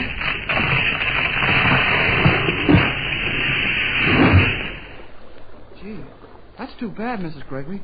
It did a lot of damage. Oh, Mother, your beautiful boat. Oh, never mind that. I can get another boat, but Tex.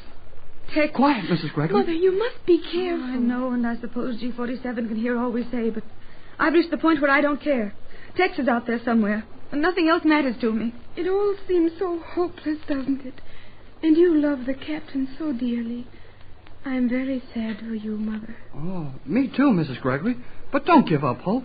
Tex is a smart guy. Don't tell him what he's done. You're just saying that to cheer me up, Jerry. You know there isn't one chance in a million Tex could be safe. Well, I got a hunch. And when I get a hunch, everything's going to come out slick. Look, Mother. The stern of the boat is nearly inside the lock now. Yes, dear.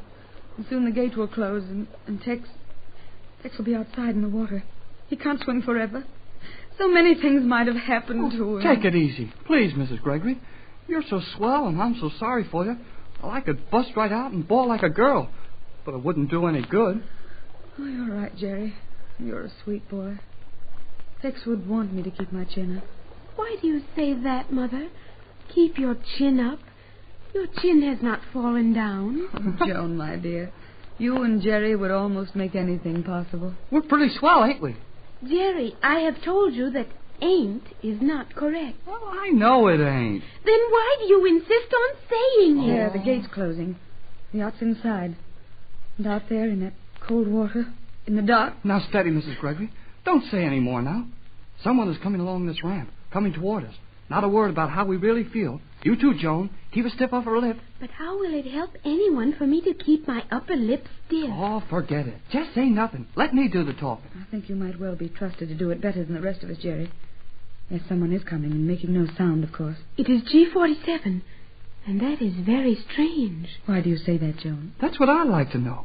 I don't think anything that guy does is strange anymore. It is strange that G47 would come down into the submarine locks. He always stays in the main control chamber when submerging and leaves these locks to his assistants. He's certainly looking the yacht over carefully. I wonder what he wants. We should come over here and get it over with. That guy makes me feel like I had some porcupine soup with the needles in it. I do not understand what you mean. Never mind, Jerry, dear. Hush now. Here he comes. Hey there, G47. What's the idea of breaking up Mrs. Gregory's boat? You will make him angry, Jerry. I don't want him to think we're worried about anything else. I must say that you've treated us rather roughly. Might we inquire, G47, what caused the sudden decision to run us into this lock? You might, and you have. A little later, you will witness an interesting demonstration. If you care to come to the neptoscope control chamber, you will see... No. I shall not tell you. It will be more pleasant to surprise you. We will be glad to come and witness any demonstration you care to give us. Sure. Want us to come right now? I think not until we are submerged. Is that not so, G47? Precisely, Cleostra. It will have no value until we are submerged. You will bring the dear captain, of course? Why, yes, of course. Yeah, sure. We'll bring him, if he wants to come. I feel reasonably certain Captain Bradford would be very happy indeed to have the opportunity of witnessing the demonstration from within the island. You will be notified when to appear. Then you may tell the captain if you can find him. Gee, he's gone. Right through that wall. Yes, Jerry. There are many automatic doors along the walls of these locks. There is nothing about it that cannot be explained, although if you were not watching closely... Yes, Joan, dear, but never mind that now. Did you hear what G47 said? We might bring the captain if we could find him. He knows Tex isn't aboard. He knows we can't find him. He's taunting us. Tex is lost, do you hear? Here Now, Mrs. Gregory, you've got to quit that. Come on, in the cabin. Yes, Mother.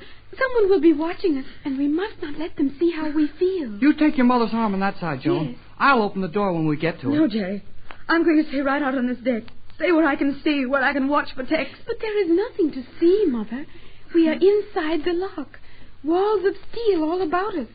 We could see nothing, not even the water of the ocean. Oh, of course, John, you're right, but I feel so helpless. Just a minute, Mrs. Gregory, and we'll be fixed up all nice inside the cabin. Then we can plan quietly what we can try to do, and you'll feel better. Here we go now. Go right in, Mrs. Gregory. Come, Mother. Yes, dear, yes, I'm all right. Now, just a second, and I'll find the light switch. Strange, Jerry. We left the lights on when we went out of the cabin. So we did, Mother. Yeah, that's right. I guess that falling mast must have put them out. I put them out. Gee whiz. Captain. Oh. Yes, I put the lights out just as the mast fell. So G47 would think the falling mast had wrecked the wiring, and I could move in here unnoticed. Oh, Tex. Tex, dear. There, now, Pat. Don't cry, darling. Oh, I'm so happy. I have found the light switch. Well, don't turn them on yet. Why not, Jerry? Oh, just because. But why not, Jerry? I will turn them on. Oh, Mother. Oh, boy. No, Jerry, no. Joan did perfectly right in turning on the lights. Yes, dear, you did quite right. Well, anyhow, I think they ought to be off on account of G47 seeing in here. He thinks you're drowned, Tex, or still trying to swim around out there. Well, this cloth will keep anyone from seeing in here. And I've got to tell you the news. Yes, Tex, what happened? You can see what happened to us. You know why the yacht has been pulled into this lock? Why the island is going to submerge? Yes, but one thing at a time. In the first place, the pigeon got away safely. And he's been gone nearly an hour now. That means he's 30 or 40 miles from here on his way to Johnson's boat. That's wonderful, Tex. And he ought to make it all right. Gee, that's swell, sir. You did a slick job of it. But, Captain Bradford, G47 knows you were swimming around out there. He must know it. And he would also know that you had released the other pigeon. Yes, that's true.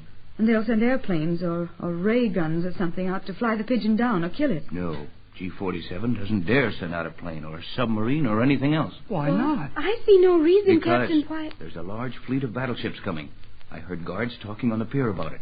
Some large fleet converging on this position to hold battle practice. And the island has to submerge. Then they can't do anything to stop the pigeon? Not a thing, son. That pigeon will get to Johnson's boat.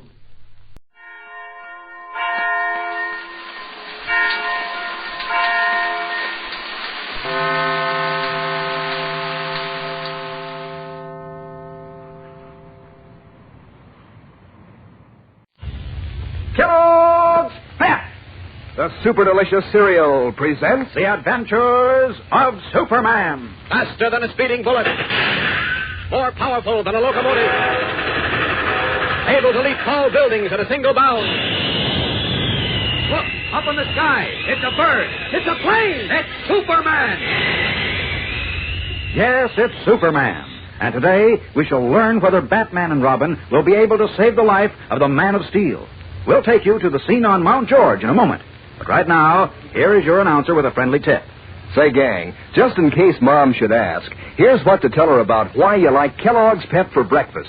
First of all, this super delicious whole wheat flake cereal tastes a doggone good. It's crisp as can be and loaded with sunny, golden toasted flavor. Then Kellogg's Pep is good for you. Got extra amounts of two important vitamins you need. That's vitamin B1, an energy vitamin, and good old sunshine vitamin D. And, of course, you get a new comic button for your collection every time Mom opens a new package of Pep. Maybe it's Kale, that little whippersnapper who sleeps in dresser drawers, or Smokey Stover in his brilliant red fireman's cap. Maybe Superman himself. Now, if it's a duplicate, like one you already have, well, that's even more fun because then you can trade with your pals and still add a new comic strip character to your collection and wear it pinned to your jacket or your dress or cap. So how about asking Mom to get you some Kellogg's Pep tomorrow? That's the only way you can get these smart-looking buttons, you know. You don't send in any money, not even a box top, and you can't buy them anywhere. But there's a comic button for you in every package of P.E.P. Pep, made by Kellogg's of Battle Creek. Now, the adventures of Superman. Overpowered by a solution of kryptonite, the deadly radioactive element which robs him of his great strength, Superman was taken to a secret laboratory on a mountain near Metropolis. There he was placed in a gigantic cyclotron, a huge atom-smashing machine. And Mr. Jones, the murderous leader of the Crescent and Star gang, and a Japanese scientist, prepared to destroy him by bombarding him with the shattered atoms of the kryptonite. Batman and Robin arrived in time to overpower Jones's henchmen. But in the darkness, Jones managed to reach the control board of the cyclotron and start the deadly atomic bombardment. As we continue now, in the dark laboratory, Batman and Robin are working desperately with the dials and levers on the great control board in an effort to shut off the current. Mr. Jones, attempting to escape, has been knocked out by Batman. Listen. Batman, how do you turn this thing off? We've got to find the right dial or lever. Sure, but which one? There are dozens of them, and it's pitch dark. Let's try them all. No, wait, Robin. Why? You try the dials. They're in rows on the left side of the control board. I'll try the levers on the right. One of them must be the master control. Okay. Hurry, Robin. Something's exploding inside the machine. If we turn this thing off soon, it'll be the end of Superman. How do you know? Look at the ground glass window on the control board. It shows what's going on in the cyclotron. See the flashes of green lightning? Oh, yes. And look at poor Superman lying there. Oh, jeepers, they're getting louder. Hurry, Robin. Hurry. I've tried every one of these dials. Let's try them again. Can't we get the cyclotron door open? It's not in the dark. We haven't time to look for a light switch. Oh, look at the green lightning now. It's starting to hit Superman. Oh, I'm afraid he's done for. Say, Robin, we must have found the master control. The lightning's fading out. Oh, I hope it's not too late. Don't touch the dials now. Don't touch anything. That does it. All quiet. Oh, my knees are like water. Do you suppose we got it turned off in time to save Superman? We'll find out once we get some light. Where's the switch? At the end of the room, near the door. Got it? Not yet. Oh, here it is. Yeah, that's better. Now to get that cyclotron door open. Let me at it, Robin. Okay, turn the handle. That does it. Oh, golly, Superman looks... Never mind. Take hold of his leg now and pull. Right. There we are. Now, let's see. Is he alive? I'm alive. Here, Robin? Hallelujah. Get me away. Kryptonite. In cyclotron. You bet. Lend a hand, Robin. Right. He's a big boy, isn't he? Okay, this is far enough. Feel better, Superman? I'm pretty weak, but I'll be all right. Soon. Sure you will. Oh, 30 seconds more, though. Would have been all over. Much obliged, boys. Forget it.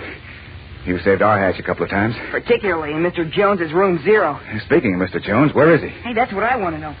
You slapped him down right here, Batman. Well, he must have come to and beat it when we were working on the control board. And the Lapper got away, too. Oh, wait. I see them. You do? Where? Jones is running down the mountain through the woods. The Lapper and several of his men are driving along the main road in a car. Oh, and we haven't got a car. Don't worry. I'll collect our murderous friends. You? But you can't. I'm all right now. You fellas stay here and guard that cyclotron. What's left of the kryptonite is in it. I'll be back soon with the police. Right. Good luck, Superman. Thanks. Through that door. Now, up and away! Now, let's see. There's Mr. Jones.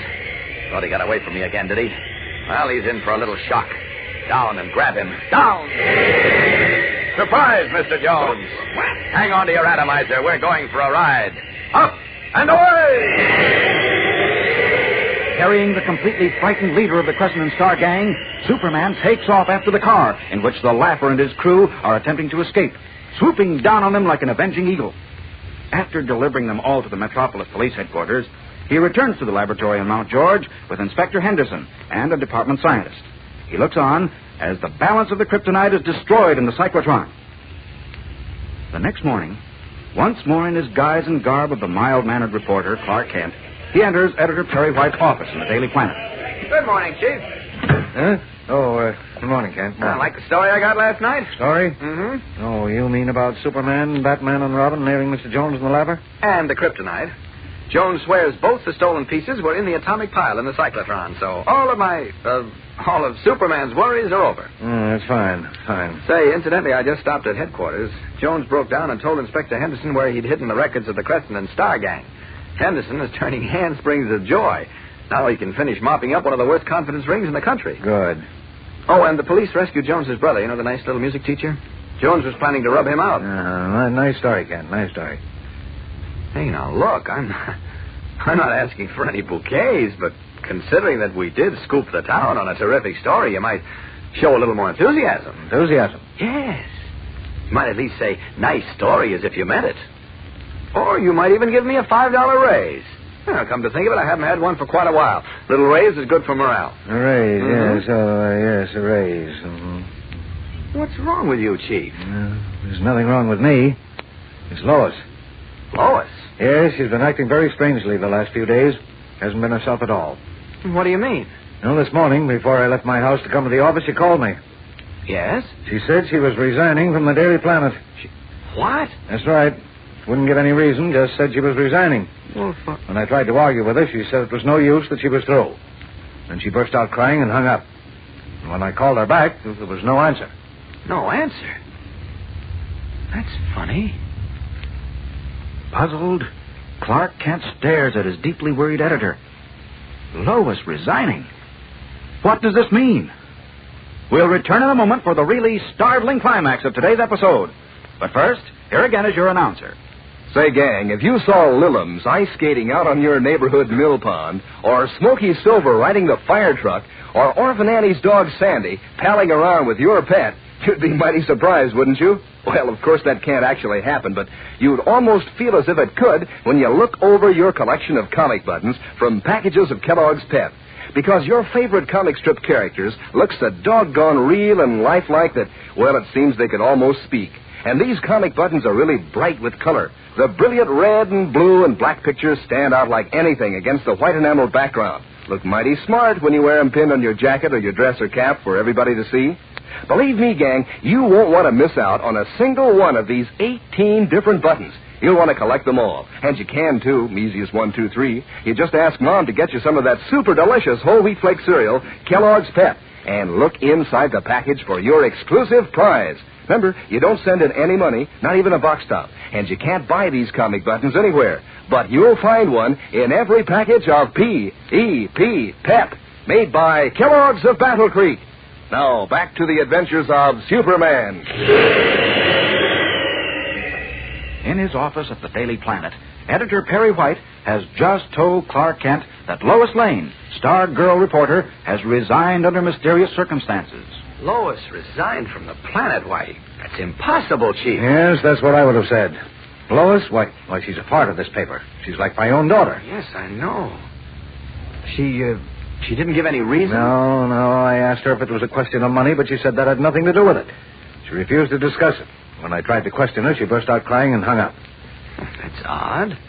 You say she's been acting strangely? Yes, for several days now, while you were away on the Jones story. Oh? At times, she seemed to be in a trance. You talked to her and she didn't hear you. What? At other times, she was nervous and irritable. Fly off the handle if you so much as asked her how she felt.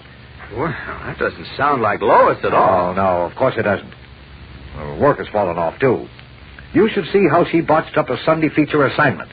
Well, you'd swear a cub reporter had written it. Well, did you talk to her about it? Why, of course I did. I talked to her like a Dutch uncle. I told her I knew something was bothering her. If she'd tell me what it was, I'd do everything I could to help her. And what happened? Well, she flew into a towering rage and told me to stop persecuting her. Persecuting? Those were her very words.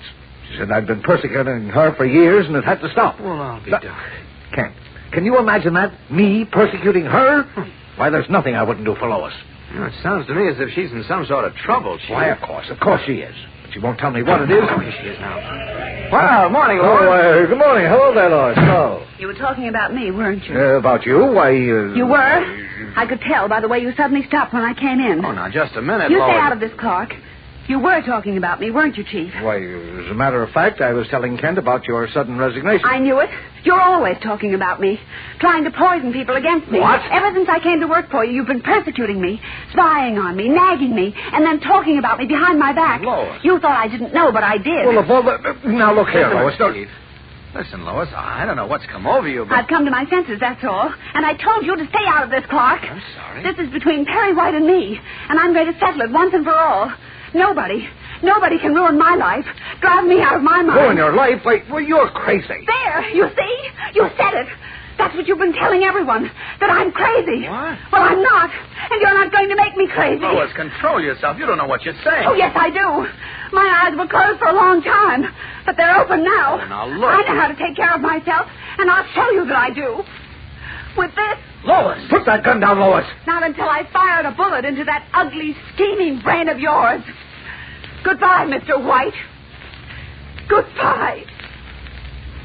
Shocked with horror, Perry White and Clark Kent stand frozen in their tracks as the wild-eyed girl reporter levels a pistol at the gray-haired editor and tightens her finger on the trigger. What has happened to Lois? And what will happen to Perry White?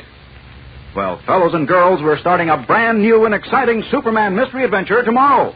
It's different, packed with thrills and chills, and you won't want to miss a single chapter of it. So, tune in tomorrow and every day, Monday through Friday, same time, same station, and follow The Adventures of Superman. Faster than a speeding bullet. More powerful than a locomotive.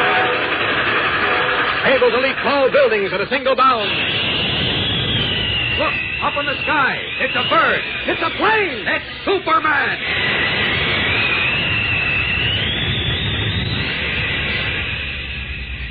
Fellows and girls, be sure to follow The Adventures of Superman. Brought to you every day, Monday through Friday. Same time, same station, by the grand old Kellogg Company of Battle Creek. And for other thrilling adventures of Superman, see your local newspaper. Superman is also a copyrighted feature appearing in Superman DC publications. Say there, gang, have you heard? Kellogg's Variety is back. That's the grand 10-package assortment of 6 famous Kellogg cereals that makes breakfast so much fun. Why, it's like eating in a restaurant where you can choose from a whole list of your favorite cereals, each one in your own private package. And Mom's sure to be glad Kellogg's Variety is back. Show her how you can eat right out of the swell new Kell Bowl Pack. She'll like not having to wash dishes. So ask her to hurry and get Kellogg's Variety right away. And be sure to be with us tomorrow for the thrilling adventures of Superman. This is the Mutual Broadcasting System. Kellogg's Pep, the super delicious cereal, presents The Adventures of Superman. Faster than a speeding bullet. More powerful than a locomotive. Able to leap tall buildings at a single bound. Look, up in the sky. It's a bird. It's a plane. It's Superman. Yes, it's Superman. And today, as our brand new story unfolds, Clark Kent and Perry White are stunned by the strange behavior of Lois Lane. We'll join them in a moment, but right now, here's a word from your announcer. You know, if you were the only fellow or girl in the world who was collecting those swell comic buttons from packages of Kellogg's Pep, well, it wouldn't be half as much fun. No, what makes it exciting is that so many of your friends are collecting them, too, so that you can compare notes on how you're getting along. And you can even trade duplicates with each other.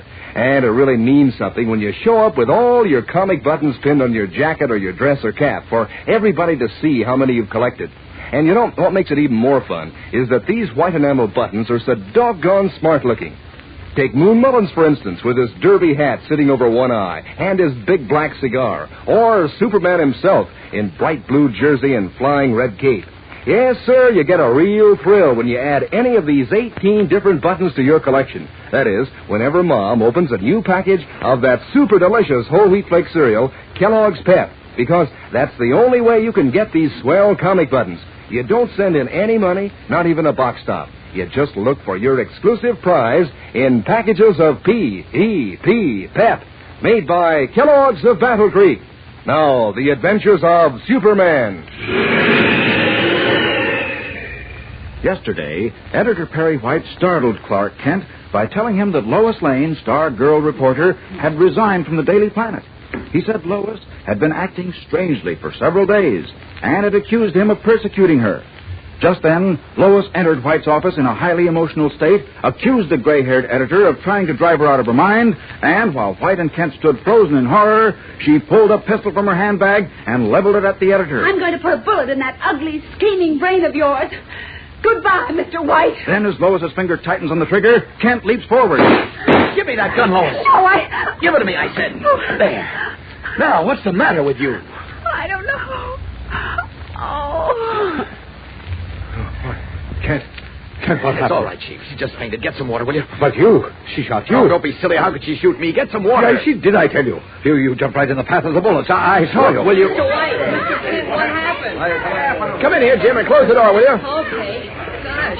It's all right, everybody. Just a little joke. Nobody was hurt. Close the door, Jim. And lock it. Okay. But what were those shots? What's the matter with Miss Lane? She fainted, that's all. Get me that bottle of water on the Chief's desk, will you? Yeah, sure, but what I can't understand it. She shot you, Kent. Oh. What? Lois shot Mr. Don't Kent? talk nonsense, either of you. Do I look as if I'd been shot? But you were. I saw He it. looks all right to me. Of course I am. Give me the water, Jim, please. Here you are. Look, will someone please tell me what happened in here? Lois went off her head for a minute, that's all. That's all. She tried to shoot me. Huh? I thought you said she tried to shoot Mr. Kent. No. She tried to shoot me. Then Kent jumped Please in and... be quiet, both of you. I'm trying to bring her to. Here, Lois.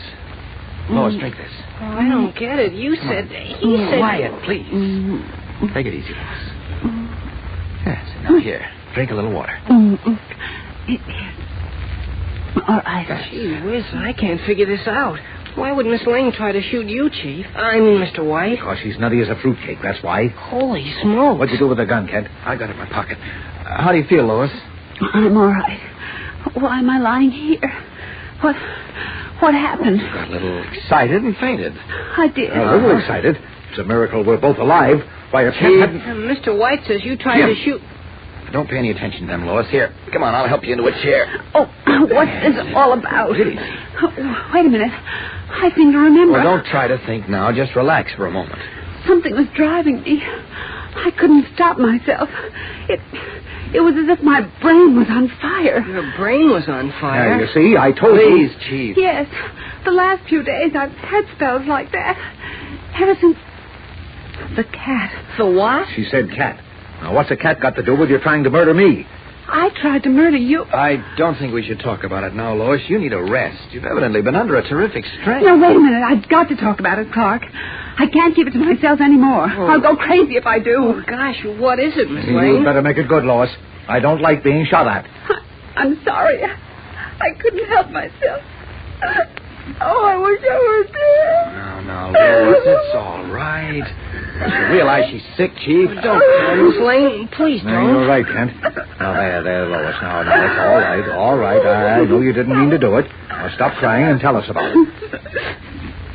I will. I must. Only you won't believe me. You'll say I'm out of my mind. No, we won't, will we, Mr. Kent? Of course not. Now, pull yourself together, Lois. You know you can count on us. Oh, yes, of course. Now, tell us what's bothering you. We'll do everything we can to help you. All right, I'll tell you. On Christmas Day, somebody sent me a cat for a present. A beautiful fawn-colored Siamese with blue eyes. Well, who sent it to you? I don't know, Jim. There was a big red bow tied around his neck, and there was a card attached to it. And the card said, "Merry Christmas from an admiring reader." Oh, one of your fans. I suppose so. Well, anyway, my sister Diana and a few other people dropped in during the afternoon, and we had lots of fun with the cat. And when I went to sleep that night, it curled up on the foot of my bed. And then, sometime in the middle of the night, it happened. What happened? A voice woke me up. It was calling me. A voice? Whose voice? I didn't know at first. I sat up in bed, listening. At first it was all quiet, and then suddenly I heard this strange voice calling me. Wake up, Miss Lane. Wake up. Wake up, Miss Lane. I thought someone had broken into my apartment. I was frightened, but I managed to say, Who is it? It is I. Who are you? What do you want? I want to warn you. Warn me? What do you mean? You're in great danger, Miss Lane. Danger? Yes. You think I've told myself that, Clark? Whoa. I've repeated it over and over, but this cat keeps waking me up in the middle of the night, and it does talk. Oh, that I gotta see. Well, I'm in here. Ah, poppycock, a talking cat. There's no such thing. You're tired, Lois, nervous, and your imagination is working overtime. Now, the thing to do is to see the cat. Nonsense. Get rid of the cat. Send it to the SPCA or something. I can't do that, Chief. Why not? Because don't you see that I must know for sure whether this cat really talks or not. If it does, then I'll know that I'm all right. But if it doesn't, well, then I'll know that I'm going out of my mind. Lois is right, Chief. Come on. Where? To Lois's apartment to see the cat. What for? You don't think it actually talks, do you? That's what we're going to find out. Come on. Shaking his head in disgust, Perry White follows Clark Kent, Lois Lane, and Jimmy Olsen out of his office. What will they see or hear in Lois's apartment? We'll return in a moment to find out. But first, here again is your announcer. Say, gang, have you ever noticed how much Uncle Walt and Skeezix from Gasoline Alley look alike? Sure, they both have the same sort of button nose and a tuft of hair that sticks out to one side. Yes, that's how clear and sharp the pictures of your favorite funny paper characters are on the comic buttons you're all collecting from packages of Kellogg's Pep. And Uncle Walt and Skeezix are only 2 of the 18 different buttons. Every single one is just as real and just as lifelike. Why, Superman looks so strong and powerful, you almost think he's going to say, up, up, and away! That's one reason it's such an exciting hobby, collecting these swell comic buttons and wearing them pinned on your jacket or dress or cap. And you'll also get a kick out of trading duplicates with your pals and checking to see if you've collected more different comic buttons than they have. So get busy, gang. Ask Mom to get you some more of that super delicious whole wheat flake cereal, Kellogg's Pep. That's the easy way and the only way you can get these thrilling prizes. You don't send in a single penny, not even a box top, and you can't buy them anywhere. But you'll find a brilliant colored comic button in every package of P.E.P. Pep, made by Kellogg's of Battle Creek. Now, back to the adventures of Superman. Certain that a Siamese cat given to her for Christmas by an unknown admirer has been talking to her, Lois Lane has brought Clark Kent, Perry White, and Jimmy Olsen to her apartment to see the animal. Kent is now holding the fawn-colored cat in his arms. I can't see anything unusual about this cat, Lois. No, except that it talks. Oh, poppycock. We've been here half an hour. If it can talk, why doesn't it say something? Well, let's hear you talk, Kitty. Come on, say something. What's cooking with you, huh? Don't be a bigger chump than you are normally, Olson. Now, look, Lois, you take a rest. Forget about the office and this cat business. We'll take it with us and drop us at the SPCA. I think the chief is right, Lois. No, wait, Clark. You don't think there's anything the matter with me, do you? Oh, of course not. You're just overtired. Yeah, that's what I think, too, Miss Lane. Sure. Well, I'm glad you all believe I'm sane. Oh, maybe I did just imagine the cat spoke to me. You all run along, then. I'll take a sedative and get some sleep. No, leave the cat, Jim. Well, I think we ought to take it along, Lois. No, I'm sure I'll be all right now, Clark. And I really do want the cat. Go ahead now. I'll be all right. Really, I will. Well, I don't know. Don't argue with her, Kent. Let her see for herself she was mistaken. Now, come on. Come along, Olson. Okay. So long, Miss Lane. Goodbye, Jim. Bye, Clark. Bye, Lois. Bye, Lois. Get a good rest now. Yes, I will, and thanks loads. Come on, Kitty. Come on. We're going to take a nap. And don't you dare talk to me now. Relieved by her friend's assurance, Lois takes a sedative, pulls down the shades, and climbs into bed. The fawn-colored cat springs to the foot of the bed and regards her with curious blue eyes.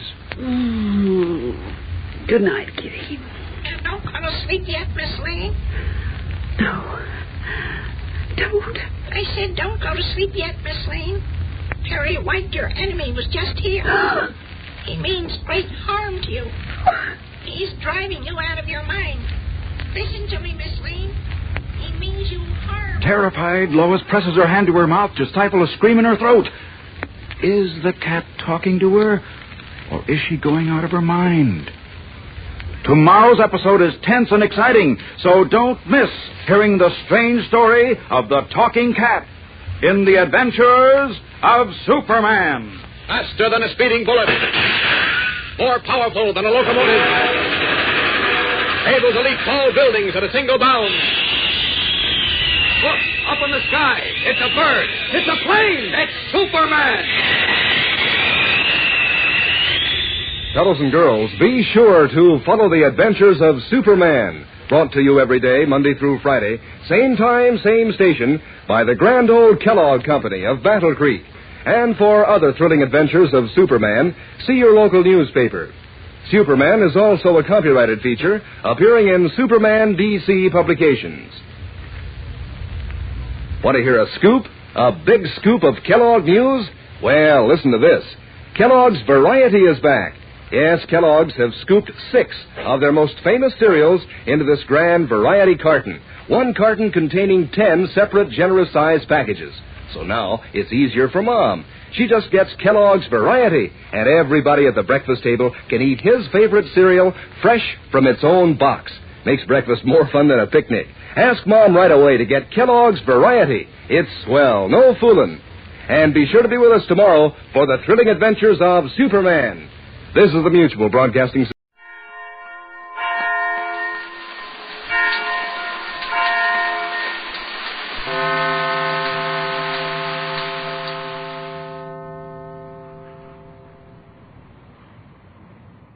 Routine.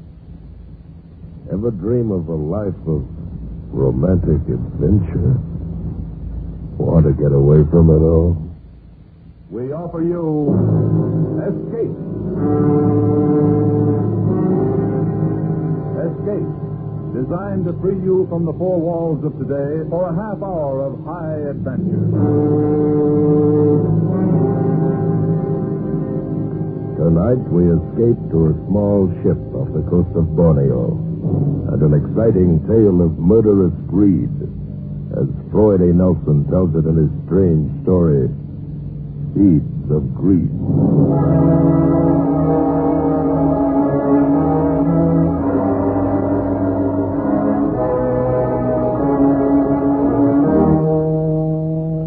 This is it, the romantic South Pacific.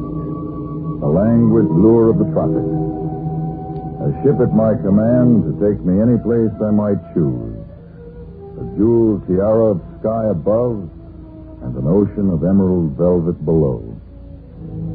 To my left, the languid coast of Borneo. To my right, the Sulu archipelago. Such romance, such gentleness. Such maddening, unbearable gentleness.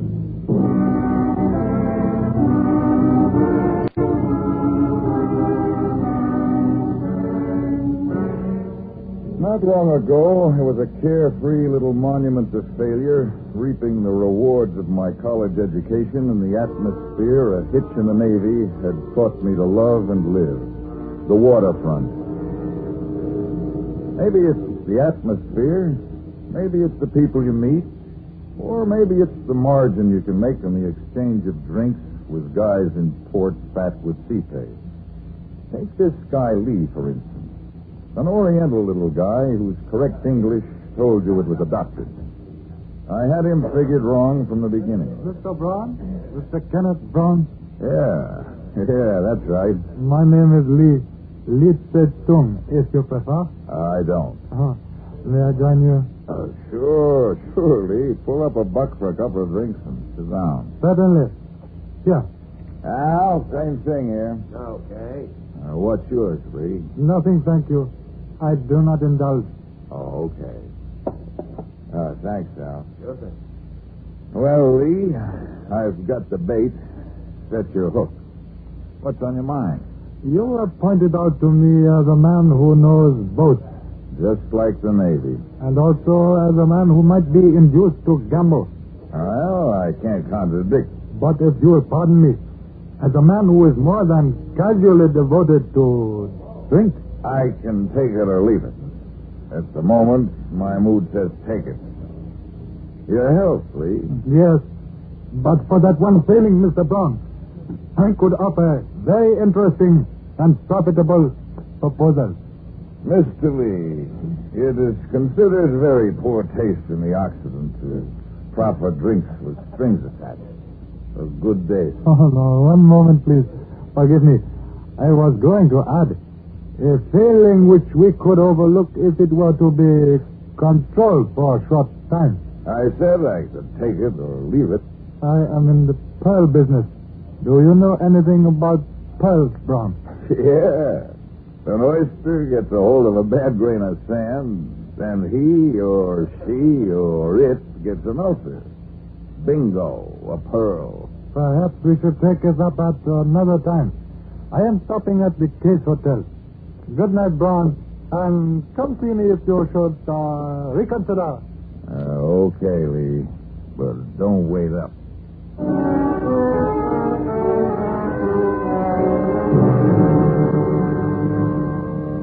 I hate the warm feeling of elegance that takes me over after the fifth drink. I hate myself. I hate morning. Worst of all, I hate waking up without a little hair of the dog and not a nickel in the poke to supply it. Out of the fog of remorse came a stolid little Oriental face.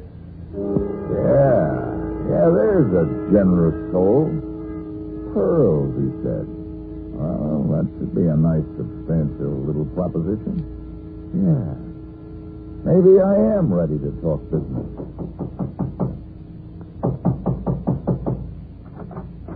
Brown, I did not expect to see you. Come in. Oh, this is a pleasant surprise. Yeah. You mentioned something about a business proposal. Yes, I did. Hotel rooms depress me, Lee. Could we get down to the bar and talk it over? Oh, certainly, Brown. If you prefer. I prefer.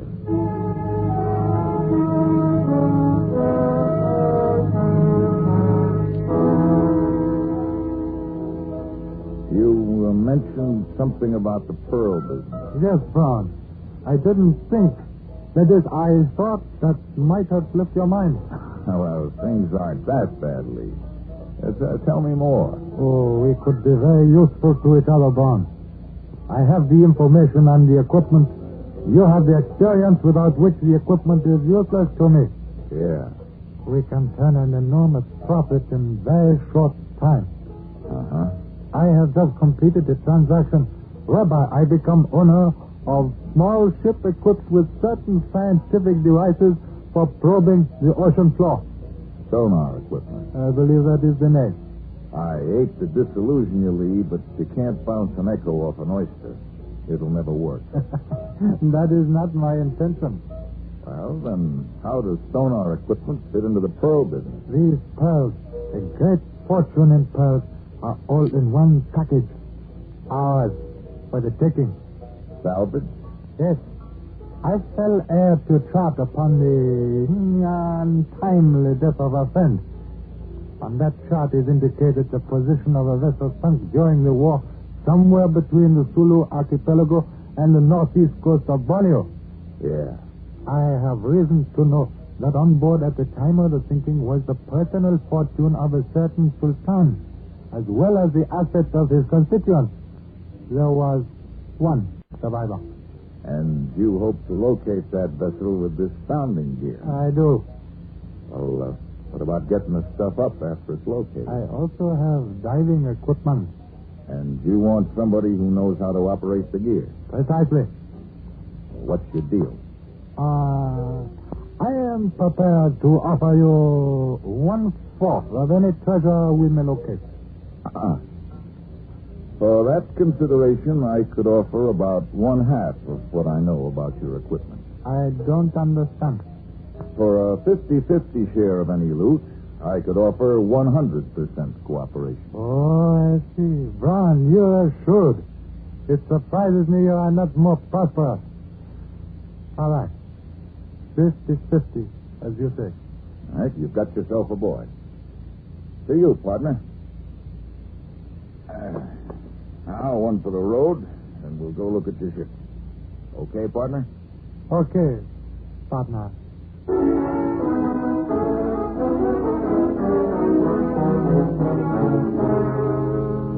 Lee's stubby forefinger pointed a great circle course across the harbor to a little tub laying with her forward quarter scraping paint against the can of her moorings.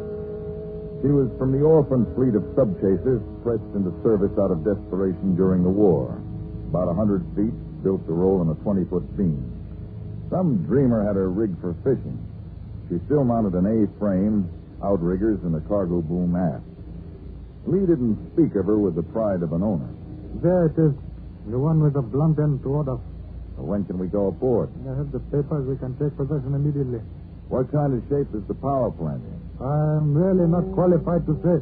I know nothing of ships, but I am sure she will need work before we... What is it you say? Cast out? Yeah. Well, give me 2 days to work over the plant, and I'll have her ship shaped and shaken down. If she's standard, she's got 2 671s on the generators and 2 pancakes on the main plant. A couple of spare injectors and some baling wire will see her to Timbuktu. You will need a crew, won't you? An inexpensive crew. Yeah, a couple of hands to do the dirty work. We could get by with one if you could take a turn at the wheel. Perhaps I can learn. Yes, perhaps I can learn to drive the ship. Good. I'll line up a hand. These waterfront bars are full of guys looking for a chance to go fishing. You seem to understand what I want, Brown. I will leave everything to you. You may reach me at my hotel. Okay. The next time you see her, she'll be overhauled, provisioned, and manned. So long, Lee. See you in 48 hours.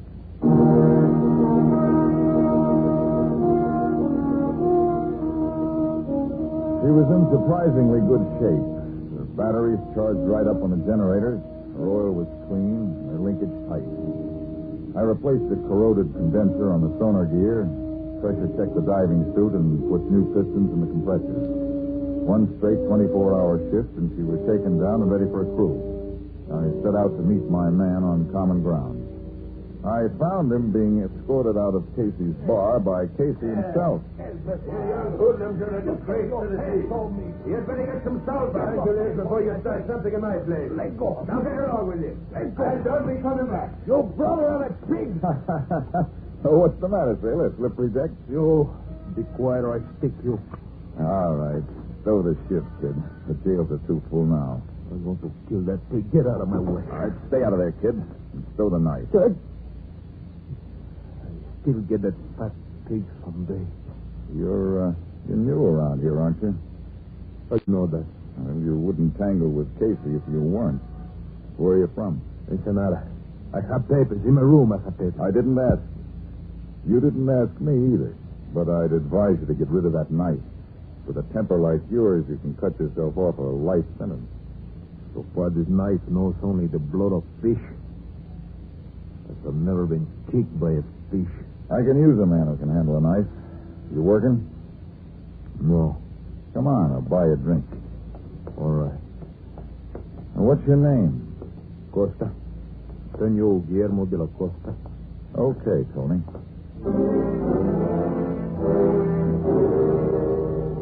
2 double shots later, I had my man. A pathetic little guy with no roots in a barren world. I set him to stowing provisions while I cleared the paper and gold braid department of the Commerce Building and picked up a couple of 100 fathoms of useless shark nets to flake out for effect. Then I called Lee. He was impressed. You all have accomplished a lot in very short time, Brown. You must have worked day and night. Yeah, I can sleep underway. Where is your crew? Below. He's stowing provisions in the galley. I see. Does he meet our specification? Exactly. Good back was not too much above it, except a nasty temper. Good. He thinks he's going fishing here. Does that explain these nets? Partly, Lee. Also, there's an unwritten law of the sea that gives fishing craft a wide berth. Clever, Brown. Very clever. Practical. Is everything in first-class condition? Everything. The diving gear is tight and the sonar readings stick right on the nose of the chart. Then we are ready to cast off? Anytime. Then let us go. Head about west-southwest, Brown. Right into the sun. Right into the sun.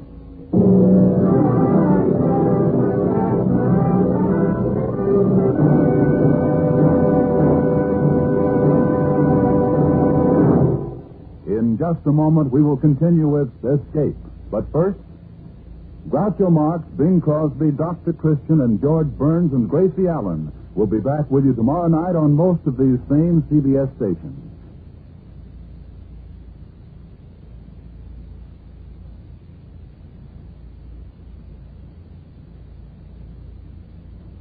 Escape.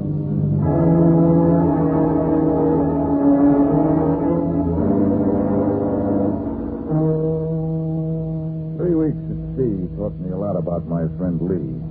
His switch from landlubber to competent mariner was too fast to be convincing. Something about the whole setup spoiled the taste of my whiskey. The only way it figured was that he really did need me to operate the gear. Beyond that, the picture changed. From the first day out, he showed too much interest in the sonar equipment. Brown, I think it might be prudent if you were to teach me the operation of this instrument.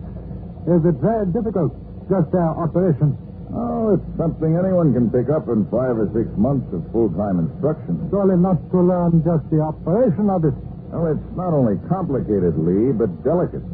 I think we'd be wise to keep it secured until we need it. Perhaps. Yes, perhaps. It won't be very long, Brown. When are you going to break out the charts with the position of the stuff? In due time, Brown. Well, I'll need it when we start taking soundings. Then you shall have it. It wouldn't be prudent to surrender a chart that I have been forced to defend with my very life, would it, Brown? I get your point. I might add, Brown, that the chart alone is useless to anyone but me. The exact position is not indicated. I took the precaution of committing it to memory, lest the chart should be misplaced. The only value of the chart is that it indicates sounding lines. That makes your position clear enough. What about Costa? Do you think he might be dangerous when he finds out what we're really after? For a man to be dangerous, he must first be intelligent. Costa is ignorant, he will stay ignorant. Sooner or later, he's going to get wise. Fortunately, Costa is not equipped to get wise, as you say. He is happy in ignorance. We will not expose him to the curse of greed. What's your plan? To turn the wheel of fortune to our own needs. We must be practical, Brown. A person such as Costa leaves little impression on the world. He will never be missed if he were to disappear. Fate will save him from the curse of greed.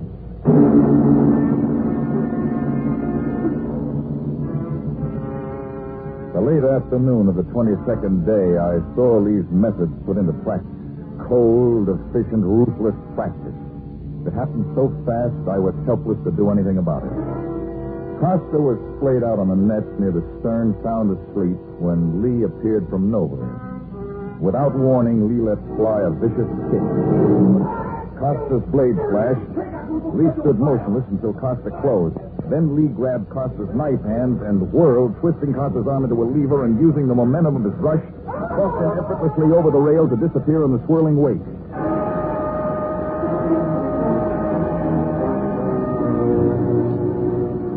Without even glancing astern, Lee gave me the arm signal for straight ahead, a signal that pointed accusingly at me, screaming, "Accomplice." His face was still frozen in trance-like serenity when he appeared on the bridge. It is now you and I, Braun. Yeah. These things are distasteful, but on the other hand, Braun, life itself can be distasteful. Oh, wasn't there some other way to handle it? Couldn't we have put him off somewhere on the island? Your whole life in too high esteem, Braun. We could have put him off at some island, but then, Braun, we would have had to wonder about his welfare. Now his troubles are over. He has peace. He no longer has to struggle as you and I. He didn't have much chance to struggle, did he, Lee? He was not one to struggle intelligently, Braun. Struggling, not directed by intelligence, can destroy. Where does strength, muscle fit into your theory? If you will pardon a personal reference, Braun, I long ago subscribed to the teachings of an Eastern cult which believes that the intellectual neutralizes the physical. Therefore, there is no difference in stature among men, only a difference in mental power. We do not destroy. We merely expedite the adversary's self-destruction by his own weakness. Costa's temper, huh? Exactly. One does not think in temper. He merely acts, and so destroys himself. Do I make myself clear? Well, not especially, but I'll think it over.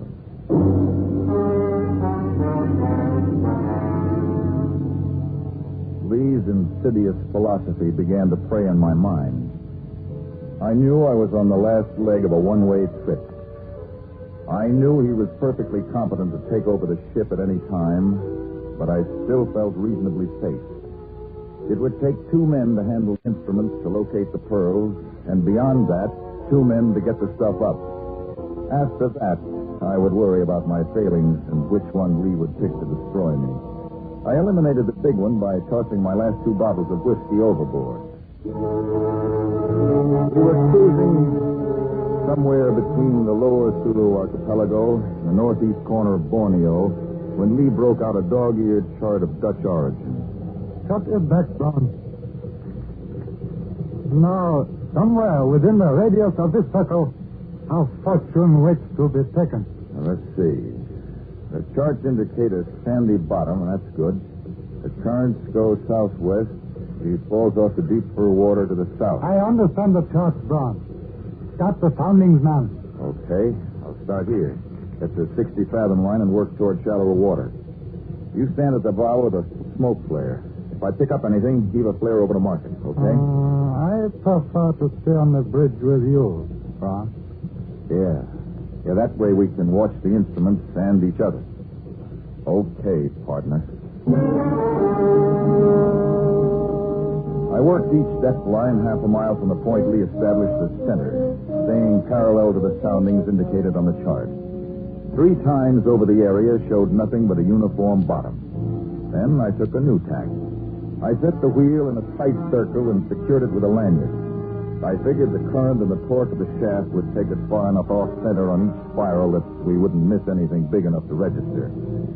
I was beginning to think in circles when the scope showed a fast drop and then wavered erratically. Lee must have read it in my face. It showed something, didn't it? We have found something, haven't we, Braun? Maybe. What are you going to do? Back it down and check it. Oh, no. No. Drop the anchor. We won't move. We take no chances of losing it. Drop the anchor.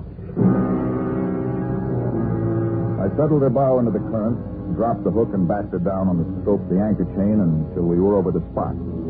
Lee expertly rigged the line from the cargo boom to the cathead and hoisted the heavy diving gear out of the after hold. His expression left no question as to the division of labor. Of course, you will make the dive, Braun. Yeah. We cannot risk losing a life when 2 men are necessary to complete this mission, can we? Not your life, Lee. Yeah, I'll go down there. But just in case you have any ideas about letting my weaknesses destroy... Oh, come now, Braun. You're not falling prey to the curse of greed, are you? No. And I don't intend to fall prey to anything if I can help it. You don't have faith in me. That's right. But you must have faith in me. We must work together. Until we locate the stuff and get it up. After that, Lee, only one man is necessary. That's what worries me. Are you afraid, Braun? Does fear number among your weaknesses? Yeah, Lee, it does. I don't know how to reassure you, Braun. Do you have solution? Yeah, Lee, I do. My life is in your hands while I'm down there. Unfortunately for you, my life is the only link you have between the pearls and this ship. Only a fool would break that link, Braun.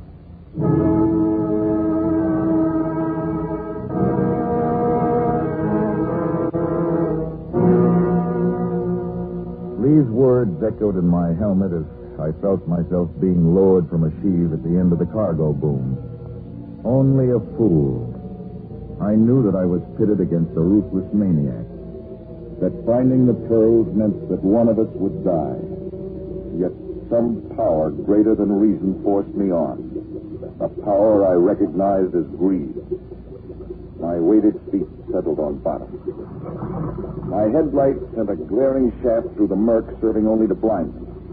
Then my eyes dapped. Strange shapes darted in and out of the beams, flashing big shadows. I pivoted slowly, straining my eyes to the burning point.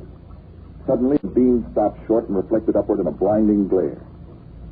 There she lay, a slimy hulk, stern down in the sand. Her stack and superstructure eroded away, and her plates hanging scab-like from her frame. A death ship washed clean by gentle currents. I headed for the quarterdeck and leaned on the crumbling vestiges of the hatch. It fell away. My light picked up a single object. There it lay, its corners worn round from shifting against the bulkhead. A teakwood chest. Brass bindings radiated from its single big hinge like the fingers of a giant hand. I felt a wave of desire grow into a surge of greed and resolve itself into an overpowering lust. I bent a line onto the chest and signaled Lee to haul me up. I felt as though I was threading my life away as I paid out the line that would link the treasure with the surface, knowing that only Lee's ignorance of what the other end held ensured my shedding the heavy diving suit safe on deck. That would put us on even footing. I lost the fear of Lee's methods and thought of my own. Methods based on greed that knows no compromise. Methods of killing to keep. Then my fears passed. He couldn't kill me until the chest was on deck. Lee was like a man waiting for sentence when I climbed out of the diving suit. Where? It's there. Describe it. Describe it, Jet. Solid wood bound in brass. Is that all? Brass hinges, like a hand. That is it, Braun. The hand of Muhammad. My reward at last. The hand of Muhammad. You mean our reward? Of course. Our reward. For a brief second, we were two animals standing at bay, eye to eye, appraising, each waiting for the other to move.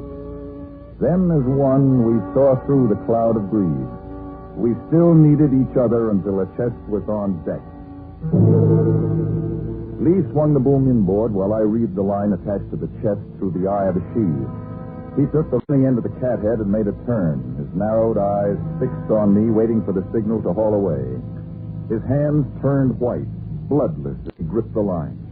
I gave him the signal to haul in the line. Start it easy, Lee, and take it slow all the way. We'll stop it at the surface to keep the weight off the line. The line threaded through the sheave endlessly as time while I strained to catch the first glimpse of any bulk in the water. Again, I felt the surge of greed I'd experienced below. Unconsciously, I drew my sleeve across my mouth. A dark and distorted mass showed beneath the surface. Slow it down, Lee. She's going. Slow it down, Lee. Slack off. You break your line. Slack off. Lee was out of control. The heavy chest lost the buoyancy of the water. The strand of the line snapped and shot a ragged end up to the block. But it was too late. The chest hit the block and the line snapped, crashing the waterlogged wood against the ragged metal of the topside. Brass fingers of the giant hand opened grotesquely, spewing a shower of tumbling beads over the surface of the water. Oh, you fool! You American fool! There they are, Lee. Look at them float down. Your little white seeds of greed. You will die. You idiot! You felt the pearls at the end of that line, Lee. They were in your greedy little hands and you couldn't let go. You couldn't slack off on the line. You couldn't let go, could you? So the hand of Mohammed sowed the ocean with little seeds of greed. You will pay, Brown. Pay with your life. Oh, all right, intelligent one. There are no odds. Pick a weakness and destroy me.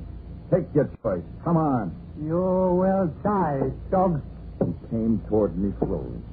Then he drew back, right foot poised. I was ready for it, but instead of the kick, his thumb shot out at my eyes, pushing jagged nerve ends right into my brain. Blind instinct told me to swing while I knew where he was. You'll die. Not yet, Lee.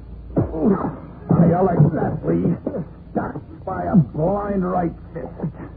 And this, how do you like this, Lee? How do you like my thumb? How do you like a mashing into your master's throat? You're getting weaker, Lee. Weaker. Oh, where's your mental power now, Lee?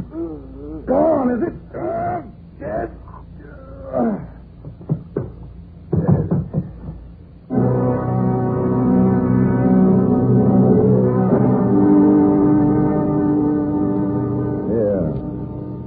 Tropical Pacific.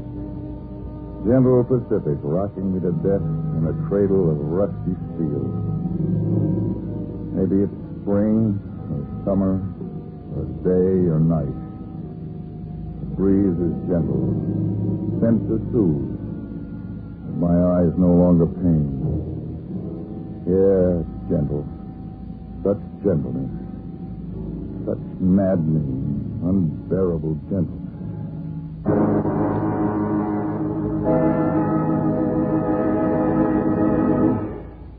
Escape is produced and directed by William N. Robeson.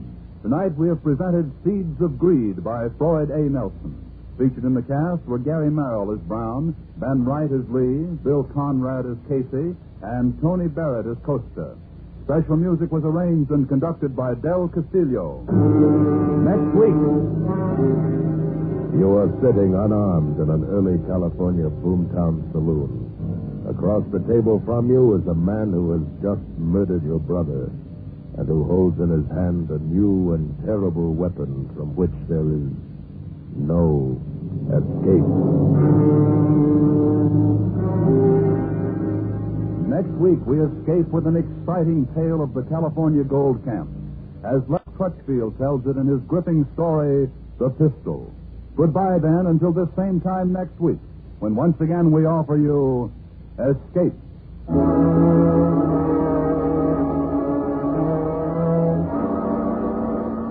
Groucho Marx, and who will quarrel when you label him a very funny fellow, will be back on most of these same CBS stations tomorrow night with his deliriously wonderful quiz show, You Bet Your Life.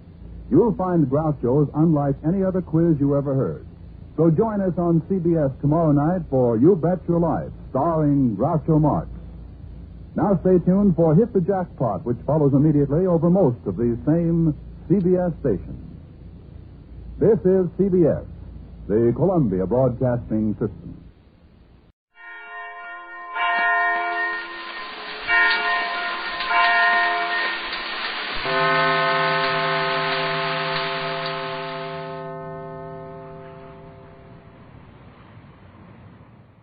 Tired of the everyday routine?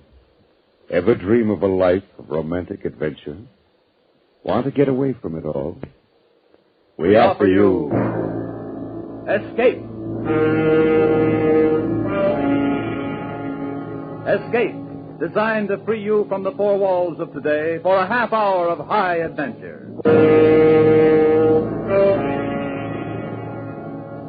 Tonight we escape to an early California gold camp and an exciting tale of frontier revenge, as Les Crutchfield tells it in his colorful story, The Pistol.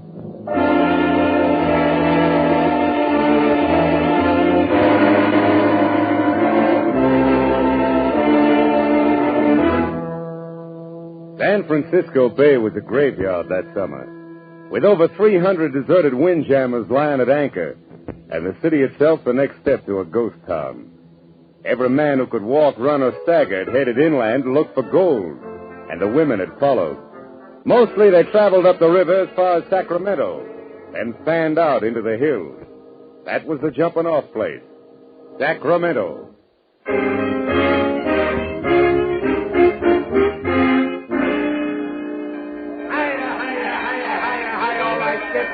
Boys, move up close.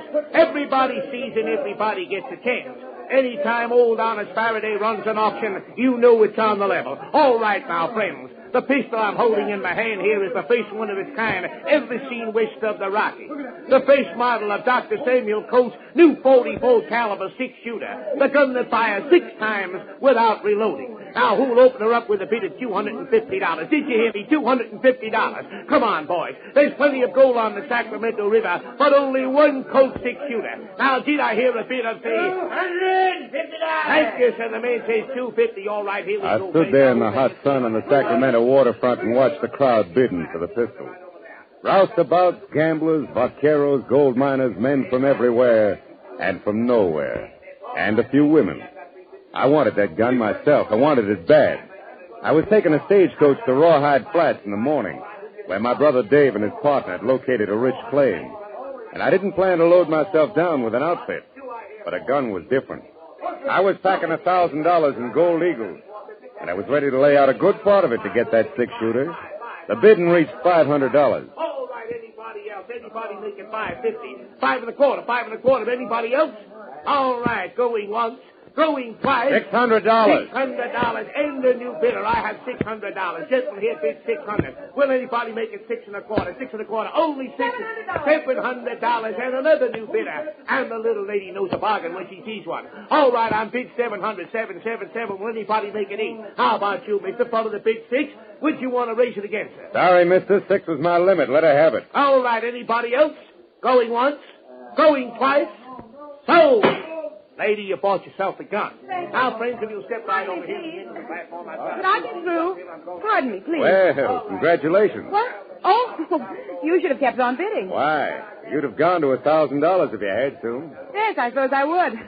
I guess it just isn't your lucky day. Oh, I don't know. Haven't I just met the prettiest girl in California? Have you? Haven't I? Maybe that's not as lucky as you think.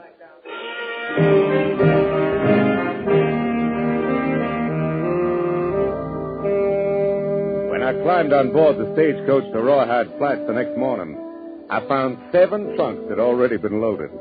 5 tied on the back and top and 2 inside. And a few minutes later, their owner showed up. Oh, it was the red-headed gal who bought the gun the afternoon before.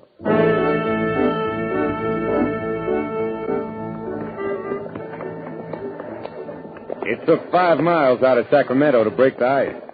And after that, well, I learned her name was Teresa Blake. She'd been down to San Francisco to buy some new clothes. And she was on her way back to Rawhide Flats. No, I don't live with my folks. I don't have any folks. I work. Oh? Doing what? I'm a singer. The Brass Nugget Saloon. I see. No wonder you wanted a gun so bad. No, I never have any trouble there. I got the pistol as a present for my boss, Mr. Mallory. $700 makes a pretty expensive present, Miss Blake. He's been good to me. Awfully good. I see. Well, anyway, it's a great gun. In 15 years, every man west of St. Louis will be packing one. Oh, I was going to give you something, and I almost forgot. A sort of consolation prize for losing out on a gun. Oh, here it is. Yeah, it looks like a little gold nugget. Brass, not gold. To hang on a watch chain. Souvenir of the Brass Nugget Saloon. Of course, you can pretend it's real gold, if you like. All right, I will then. I hope that's not what my young brother's doing on the Boston pocket claim of his. I mean, pretending it's real.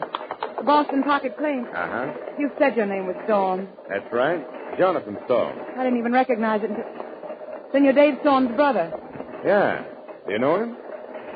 Yes. Yes, Mr. Storm, I wonder if you'd mind if I tried to get some sleep now. I'm really awfully tired.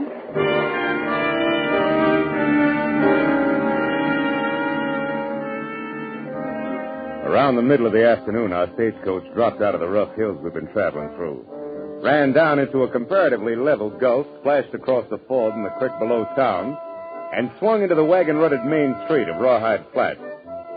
It was like every other boom town I'd seen. A mixture of mud, shacks, board-fronted stores, bars, rooming houses, stables, horses, burros, and men. Men everywhere, milling and shoving along the plank walks and out into the street. Noisy, brawling, bearded, and tough. Rawhide Flats.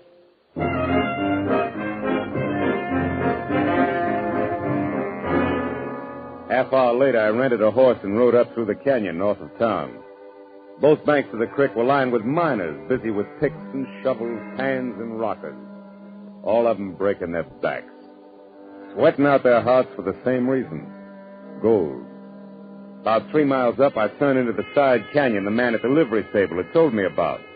And a few yards in, I found it blocked off by a 6-foot rail fence. All right, mister. That's far enough. Yeah? Afraid I might jump that fence? Don't get smart. Just turn that horse around and head out the same way you came in. Why? I just got here. Is this the Boston Pocket Claim? That's right. You're as close to it right now as you're going to be. Go on, get. Now, look, suppose you put that rifle away before it goes off and hurts somebody, huh? And go tell the owner his brother's here. Barton Mallory's got no brother. Now get out. Mallory? The way I heard it, Dave Storm is the owner of this claim. Storm? Are you Storm's brother? That's right. Is he around here? Get out of here, Storm. Boot that horse and ride, do you hear me? This is the last one you're going to get. So start riding. All right, mister. I never argue with anybody who's packing a rifle, unless I've got one, too. And maybe the next time I will have. Come on, boy, get up!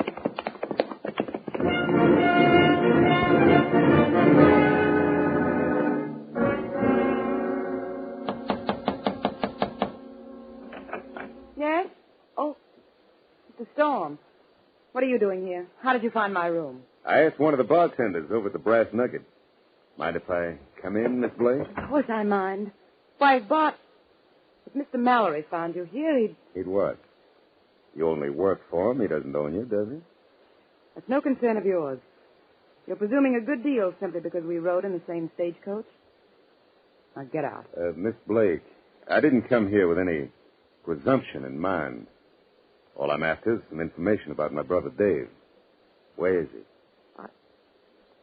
I don't know anything about him. You brought his name up yourself during the trip this morning. I have nothing to say. Will you please leave? What's this about Bart Mallory owning Dave's Boston Pocket Claim? I know nothing about it. Dave's partner's called Dan Rivers. Do you know him? Get out. All right, Miss Blake. I'll find him. And it's nice to have seen you again. Look, if you want some good advice, leave town right now and don't ask any more questions. Why not? Never mind why not, Mr. Storm. Just get out of town fast.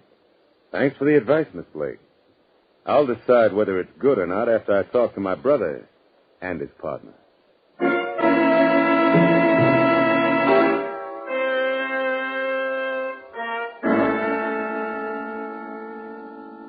Now, look, Dan, you're Dave's partner, so let's have it straight. Why does everybody shut up like a clam when I mention his name? What's this all about? Where's Dave, anyway? Jonathan, I wish somebody else had told you. Told me what? That David is dead. Dead? That's right, Jonathan. He was... Go on, Dan. What happened? He was shot in the back. We found him lying in the street at the north edge of town one morning a couple of weeks ago. I see. Who did it? You want the official story? Yeah, first. They say Dave dropped into the Brass Nugget Saloon late that night and sold the Boston Pocket Claim to Bart Mallory. Took $12,000 in gold certificates for it. And they say that's how come he was murdered and robbed after he left the Nugget. Has Mallory got a deed, a bill of sale? Yeah, he's got one all right with Dave's name on it. How come Dave could sell the claim out from under you even if he wanted to? I thought the two of you were partners. We were, but we recorded the whole claim in Dave's name. And that way only one of us had to make the trip to Sacramento. All right. That's the official story. Let's have the other one. Dave wouldn't have sold out to Mallory for any amount of money. Mallory had been after him for weeks, but Dave and me both knew we had the best claim in Rawhide Flats. So? Some of his gunslingers bushwhacked Dave. Mallory turned up with his phony deed the next day. And everybody in town knows it, but nobody dares to say so. I suppose it's like every other boom camp. No law here yet, huh? Only what law a man can make for himself. In that case, I guess I better make a little. To fit this Bart Mallory. Maybe you don't know exactly what you're tying into, son. Why, he's got half a dozen or more of the toughest boys in California on his payroll. We'll find out how tough they are. Don't count much on me. I'm an old man. All right, Dan. But they're not the best odds in the world. Can't be helped. You play with the cards you got. Dave used to tell me you were the coldest man he ever seen when it come to trouble. I think maybe he was right. Well, first thing I need's a gun. With odds the way they are, I guess I better have a six-shooter. Pretty out of luck, Jonathan. I've heard of them, but you won't find one here in Rawhide. Oh, there's one here, all right. Fella got it just today. Fella named Mallory. Mallory? Now, wait a minute, Now, look, son. Dan. I taught a lot of my brother. And I don't like the way he was killed. I need that gun of Mallory's. I'm going to get it. And then I'm going to use it to get Mallory. That's the way it's going to be, Dan. You can count on it.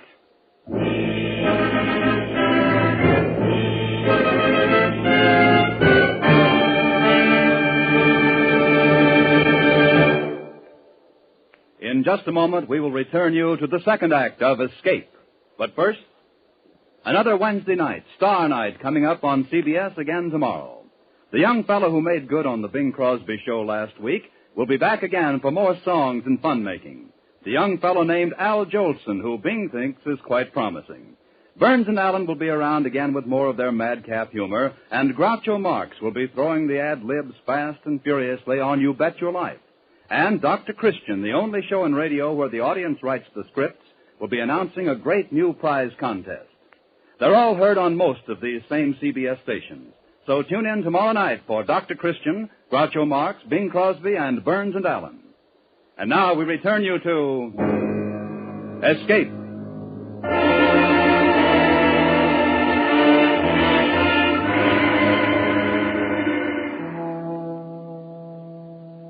I stepped inside the swinging doors of the Brass Nugget Saloon and looked things over. Finally, I had the bartender point out Mallory. He was sitting at a table in the back near the offices, playing poker with three other men. The two boys lounging against the wall behind him were obviously his bodyguards. I pushed my hat back on my head and walked toward the table.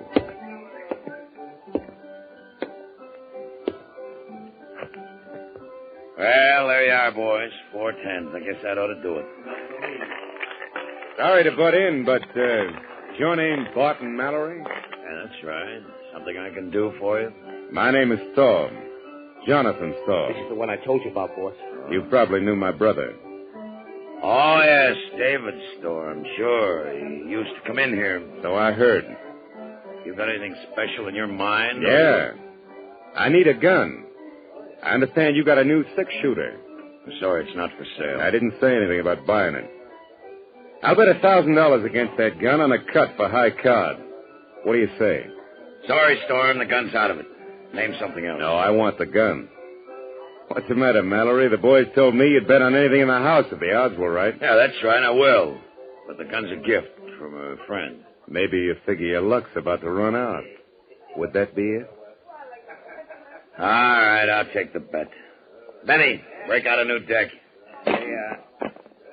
Well, there's the gun. Let's see 1,000. Sure. Mind if I shuffle? No, go ahead. Maybe I should have warned you, Mallory. I got a feeling this is my lucky night. I'll take a chance it isn't. By the way, You wouldn't happen to have any idea who shot my brother in the back, would you, Mallory? No, I'm afraid not. The killer hasn't been identified yet. That's too bad. Maybe I'll have to identify him myself. Your cut, Mallory. All right. 10 of clubs, huh? Go ahead, Storm. Jack of diamonds. Thanks for the gun. Oh, it's already loaded, too. Well, I think I'll be... I've been looking all over the place, and I can't find... Oh, Good evening, Miss Blake. how do you do, Mr. Stone? I'm sorry if I'm interrupting. No. I'm glad you came. Gives me an idea. Mallory, how'd you like another chance at my $1,000? What's the bet? High card again. $1,000 against a kiss from Miss Blake. What? Of course, maybe you don't have any say over her, huh? Wait a minute, the bet's on. You want to shuffle again? No. Go ahead, cut. Queen of spades. You'll find that pretty hard to beat. Yeah, I guess you're right. Ace of hearts does it, though. My lucky night, Mallory. Well, Miss Blake, I guess you... Don't you dare. I'm afraid you don't have much choice about it, honey. I won this from your boss. You...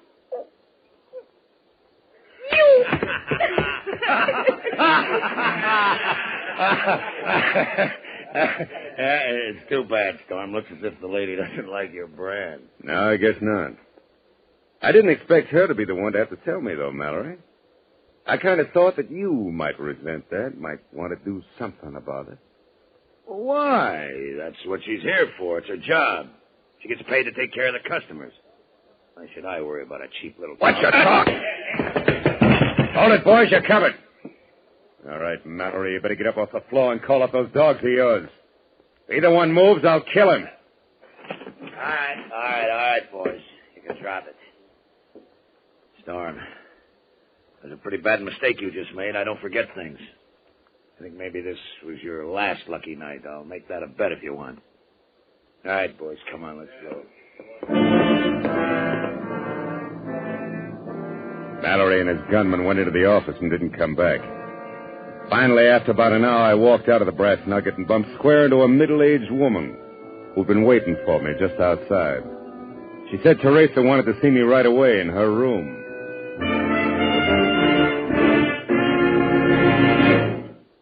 You can put that gun away, Mr. Storm. I'm here alone. This isn't a trap. And what is it? I want to know why you made that bet. I mean, about kissing me. Suppose we just say I wanted to. Let it go at that. You're afraid, aren't you? You're afraid not to be tough. Is that why you asked me to come here to tell me that? Well, don't you suppose a girl can have feeling less? That you can be sorry for things? Meet somebody, maybe. Go ahead, honey. You're doing fine. What do you mean? I mean, I'm halfway ready to believe that. A little more of it, and I would believe it. And if I had any sense, I'd know better. I see. And that's the way you feel about it. It's a start, isn't it? This is the first time I have... Oh, it's a... Try it You wouldn't and find out. Get out. You don't understand anything. Go on. Get out. Get out! Get out!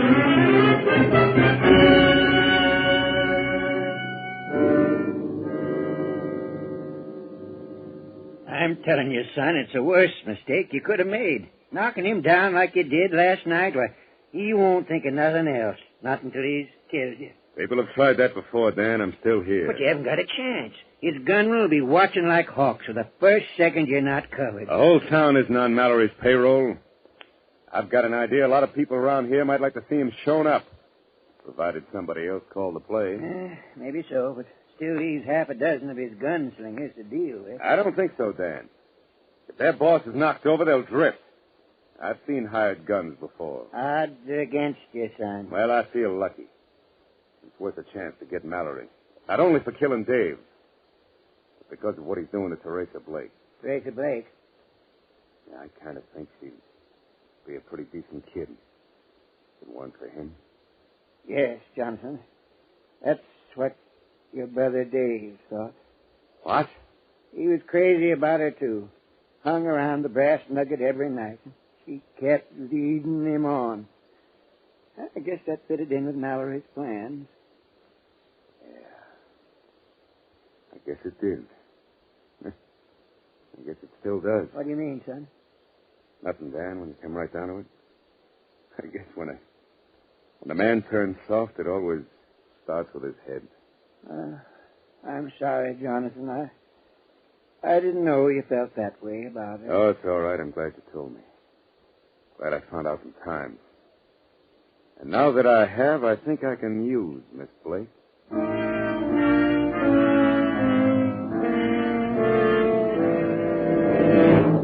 Why did you come here? What do you want? A short talk, honey. I don't want Mallory to see us. You've got to leave town. Leave now and don't come back, please. How much do you get for this, honey? I mean, talking me into leaving town and getting me out of Mallory's way. Oh, you fool. He doesn't mean a thing to me. It's you, don't you know that? I'll go with you if you'll only leave tonight. I'll go with you right now, please. No. I've gone too far now to turn back. I've got to finish it up. It's not too far yet, but it will be. Maybe you'll want to turn back then, only it'll be too late. A few hours from now, it'll all be done. And then maybe we can think about some other things. If you still want to. Want to? Of course I want to, Johnny. Johnny? Nobody's called me that for a long time. Terry, I want you to do something for me. Anything, Johnny, anything. Do you think you can get that deed to my brother's claim from Mallory's strong box and give it to me? I think so. Yes, of course I can. He trusts me enough. Yeah, I'll bet he does. How long will it take? Give me an hour. All right. Johnny, would you kiss me, sir? Sure, Terry. Oh, Johnny. That was better than the one I risked $1,000 for. Nobody could buy that for $1,000. Nobody ever has. Come back into my room in an hour, Johnny. I'll have the deed.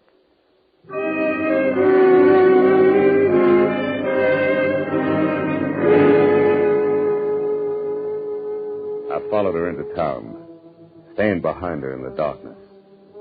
And from the opposite side of the street, I watched her walk into the swinging doors of the Brass Nugget.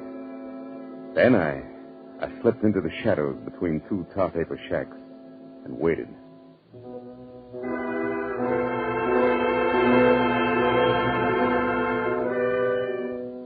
It was a half hour before they came out of the saloon and headed down the street toward Teresa Blake's rooming house. All 6 of Mallory's gunslingers. He wasn't taking any chances. Terry had double-crossed me after all.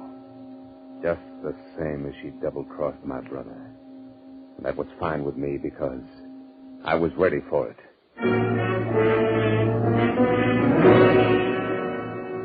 I walked into the Brass Nugget and down the hallway at the far end of the bar. I eased the 6-shooter into my hand and stopped in front of the door to Mallory's office. Come in. Evening, Mallory. Well,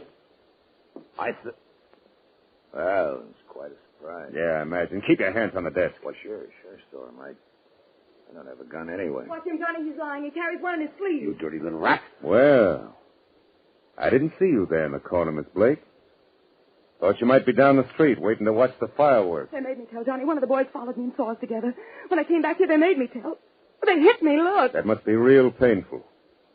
Almost as bad as being shot in the back like Dave was. I didn't know what they were planning. I didn't know Bob was going to kill him.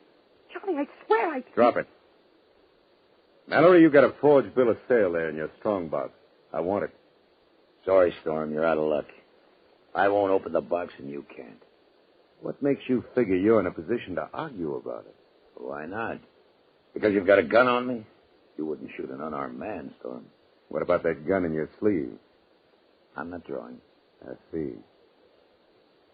All right, Miss Blake, get out of here. Johnny, what are you doing? I said get out. Don't bother going after the boys. There won't be time. Johnny! Get out! So you won't draw Mallory, huh? You're going to play it safe. I'd be crazy to do anything else. Maybe. The only way out of this room is through the door behind me. I noticed that kerosene lamp has a glass bowl on it. Ought to start a nice fire if I picked it up and smashed it against the wall. Storm, you fool! What about it, Mallory? My gun's in the holster. Want to stay there and burn or draw and try to get out? This place will go up like a tinderbox. Take your choice, Mallory. Draw or burn. Storm, you can't leave me in here like this. Draw or burn. All right, then, if you... Tough luck, Mallory. That's for Dave. And that's for me. All right, hold it a second. Hold it. You better clear out of here fast. The place is on fire. And anybody that works for Bart Mallory is out of a job. He's dead.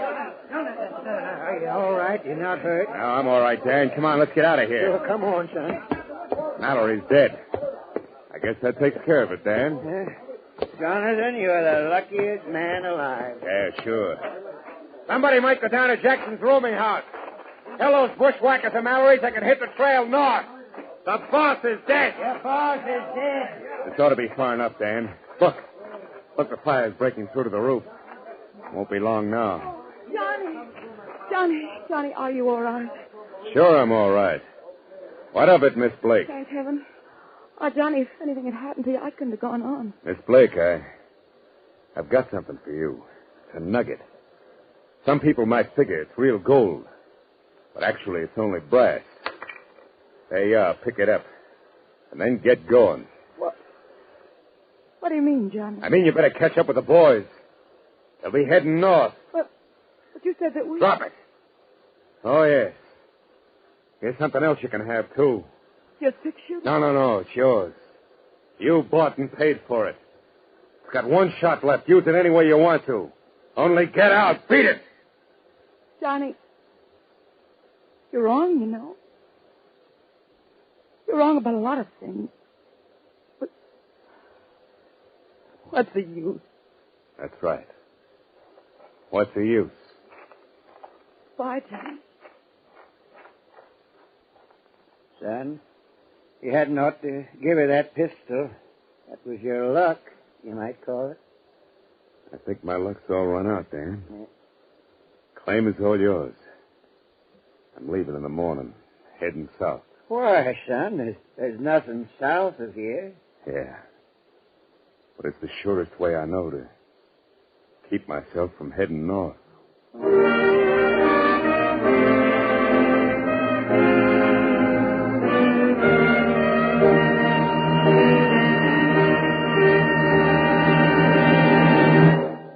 Escape is produced and directed by William N. Robeson.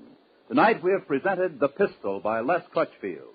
Featured in the cast were Gerald Moore as Jonathan Storm, Betty Lou Gerson as Terry Blake, Charlie McGraw as Bart Mallory, and Will Gear as Dan Rivers. Also heard was Eddie Marr. Special music was arranged and conducted by Del Castillo. Next week. You are in command of an English destroyer sailing to join the North Sea Patrol in October 1914. It is midnight, and from the enemy coast comes a desperate signal for help, which you would like to ignore, but from which there is no escape. Next week, we escape with Robert Buckner's exciting and unforgettable tale, The Man Who Won the War. Goodbye, then, until this same time next week, when once again we offer you Escape.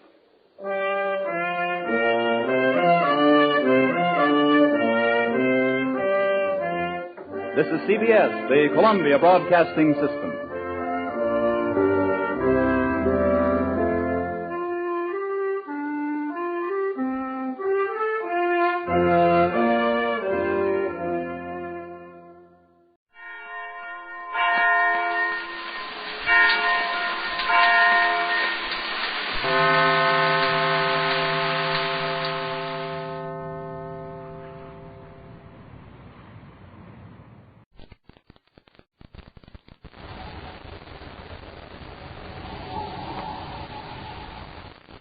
The American Broadcasting Company Radio Network presents Space Patrol!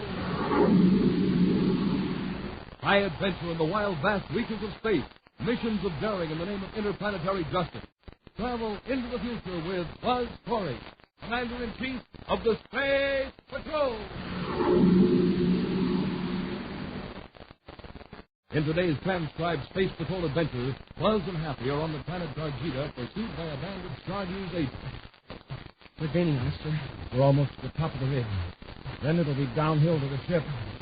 Lucky for us, we don't have any weapons now. Stardew probably gave them orders to take us alive. From what we know of him, that isn't going to be repeated. If we can keep this lead, we'll be saved. Hey, they have done it. Here's the top of the ridge. Now a final spurt to the ship. Smoke rockets, Commander, look! Our ship is gone.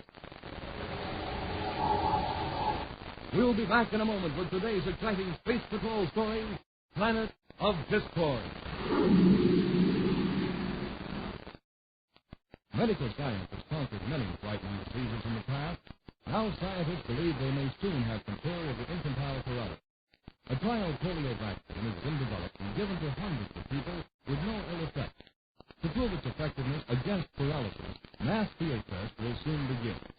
Your generous contributions to the March of Dimes have brought the hope of final victory this near its goal. But many, many extra millions of dollars are needed to launch this crucial, what is hoped to be the final assault on polio. Your help now, with extra dimes and dollars, is the only hope for victory. Join the 1955 March of Dimes. Give extra. Give more than ever before. Send your dimes and dollars to your local March of Dimes headquarters. Now, today's Space Patrol adventure, Planet of Discord. Agents from the planet Darjeta are in the solar system searching for a jeweled crown that was hidden on the planet Earth centuries ago. Because of the secret and violent methods of the agents, Commander Corey has blocked all attempts to recover the crown, hoping to force all parties to the intrigue out into the open. Now, in Commander Corey's central office, Terra headquarters, Buzz places a report in a folder and hands it to Cadet Happy. When you leave, have drop this off. Yes, sir. Oh, by the way, how's that pilot airplane? Is that the boss Stardew? Yeah. I thought his that was the group called the League of the Green Serpent. Our timers also say to that. I can't convince him that we don't torture or eliminate criminals, not even spies and other service systems. Got anything out of it? That's what we don't already know. He told us the two names of other Stardew agents with him. He doesn't know anything about the other faction, except that their agents are also off the planet Darjeta. You know, sir, I've been thinking. Both sides of this thing would rather have the crown stay lost than have the other side recover. What's that? One thing is, I'll never get the crown until it fits fine and causing trouble in our solar system. Hey, I'm going to get back here in 1,400 hours and get it going. Don't forget this folder, Hank. Oh, yeah. Oh, you want me to get a receipt from the distribution center? No, it's not classified material. Going to the feature editor of the United Planets News Service. We want it from data for a special article. Hey, Commander, I'll be going right past the news service office. I could deliver it myself and stay checking. All right, thanks a lot. It's okay, Commander. I'll see you at 1,400. After a hearty lunch, Space Patrol Thomas, Cadet Happy strolls through the Carroll City Park on his way to the new service building. As Happy walks along, he tosses small pieces of bread to the ever-hungry pigeons that flock around him. Hey, Pop, sir. Give that little guy a chair. Here, Corey. This is for you. You want more or not?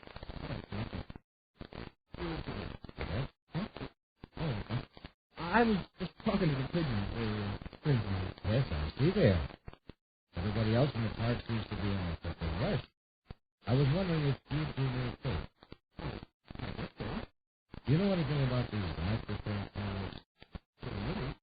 I want to take a picture of the top or whatever. But the film I was thinking how to be low. Oh, that's easy. You got a new roll of film? Okay. All you do is slide the cartridge into the little round hole in that film, right? Then you press this lever that we need for the second screen and start the film for the cartridge. Yes, I know. It's a rivet camera, and I didn't want to tamper with it. Open the thing in the road behind. You better get out of the straight camera. My surface car's right over there. Will it be dark enough inside? Oh, yeah, you could make sort of a tent out of your jacket and we're in business. It's certainly nice of you to go to all this trouble. I like to fool around with cameras anyway. It's probably dark there. Oh, this will be fine. I think I can shield it in the top. Great idea. I'm sure lucky you found out. First, we'll take out the wheel of the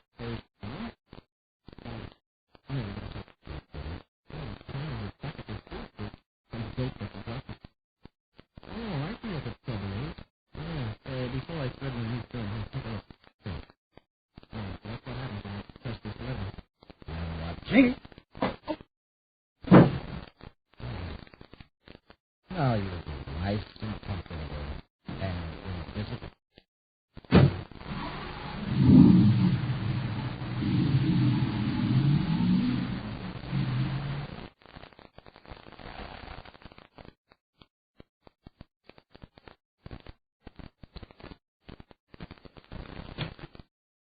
All right, Cadet. Inside. Go over there and sit down. Who are you? We'll find that out later. Now, sit down. That's it. Well, those were Sharpie's orders. Any trouble? Anyone see him? No. Well, I lured him into the car and slugged him. Now he's partially under sex control. He'll do anything I can. We'll take that uniform off him and get him into civilian clothes. Rod, are you all ready to leave? Don't tell me. You didn't pack that spaceplane. I thought you might want to contact Charlie. We'll do that after we blast off the last weekend. No, I'll put the spaceplane in the case. Say that to the last. Let's make sure we haven't left any evidence in the other room. It's cleaned out, boy. If there's a slip-up, Charlie will hold me responsible. What about the cadet? He's still driving on the power. And he's partner under sight power. He won't lose on the phone. No. Just the same, I won't feel easy, so we'll turn him over to Charlie on my feet.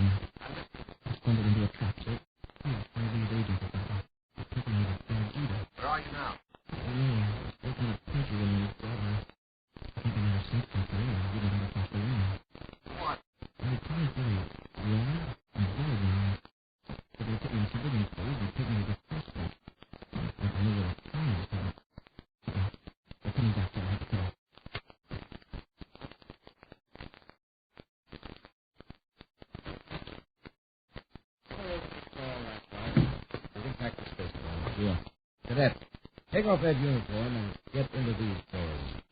Come on, get up. Okay. What about those papers the cadet was carrying? Just general information, nothing secret. Still, it might be helpful to start here. We'll take them around. Well, Cadet, yeah? I suppose you're expecting to be rescued any minute now. What do you mean? You know what's that, Corey. And that isn't going to stop us. We've got a spaceship ready at the spaceport.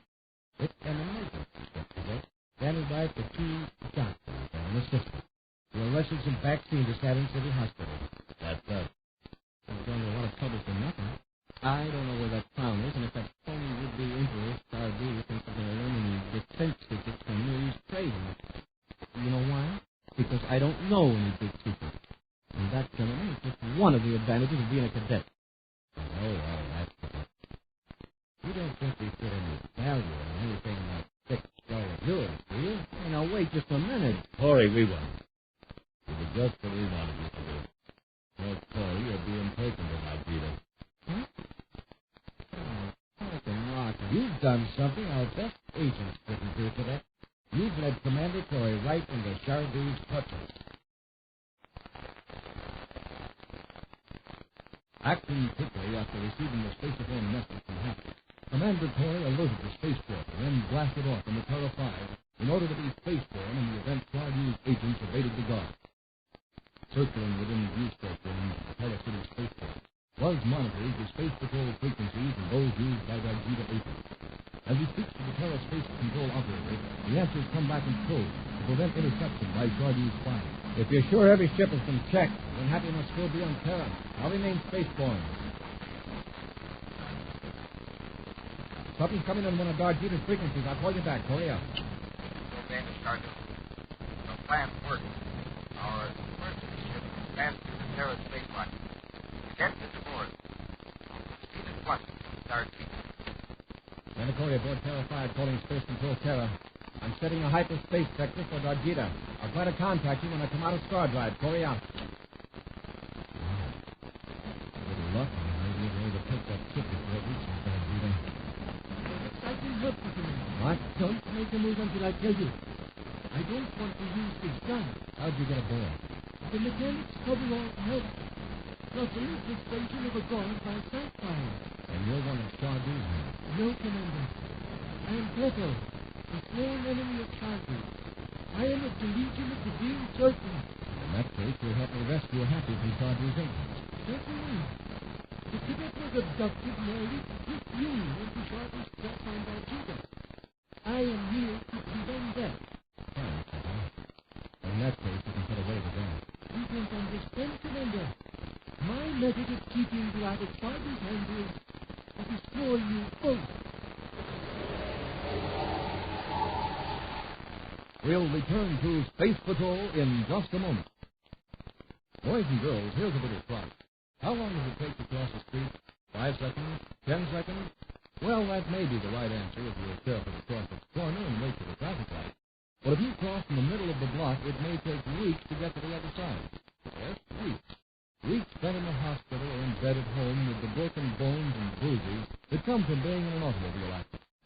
Don't forget, the motorist doesn't expect to find anyone in the middle of the block. He may not be able to stop in time. That's why it may take weeks from the moment you start across the street until you finally reach the other side. The second you might save isn't worth those weeks you might lose, so be careful. Cross with the light and only at corners. Remember, the life you save may be your own. Now, back to today's Space Patrol adventure, Planet of Discord. 2 of Chardou's agents have captured Cadet Happy and are taking him to the planet Dargita. Their real goal is to lure Commander Corey into a trap. With carefully contrived carelessness, they have permitted Buzz to learn their destination, knowing that he would follow them to rescue Happy. As the commander was about to put the Terra 5 into Star Drive for the trip to Dargita, a stranger stepped into the control compartment and held Buzz at gunpoint. He revealed himself as Pleto, a member of a faction that opposes Chardou's attempt to become Emperor of Dargita. Pleto has vowed to destroy Buzz and Happy.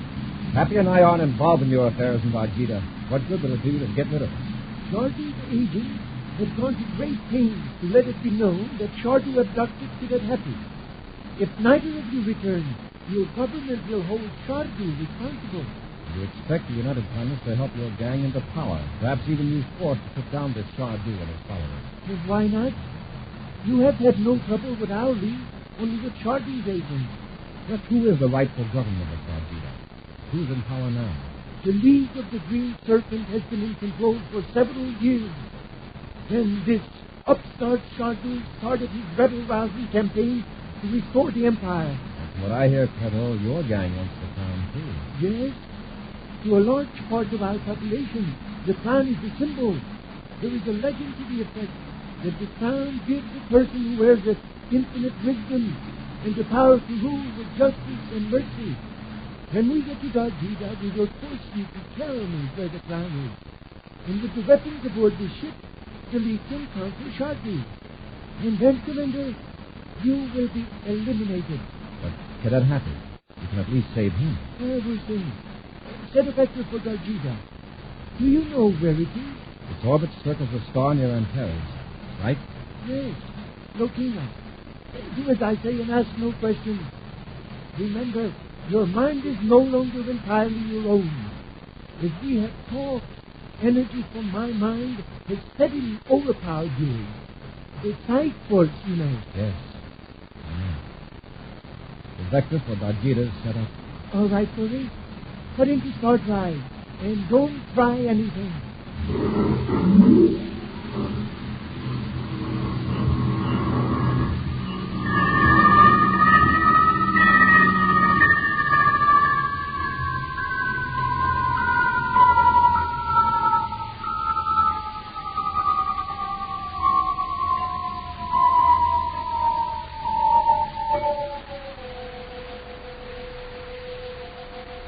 How long does this last? Until they come out of hyperspace. Isn't this the way your Dargita interstellar drive works? Yes, something like it. But not quite. It feels rather strange. It does? But I am not blacking out, if that's what you're hoping. Just remember, between the sight post and the gun, I am master here, mentally and physically. We're coming out of Star Drive now. For your own good, Corey, I hope you didn't make any mistakes computing the back door.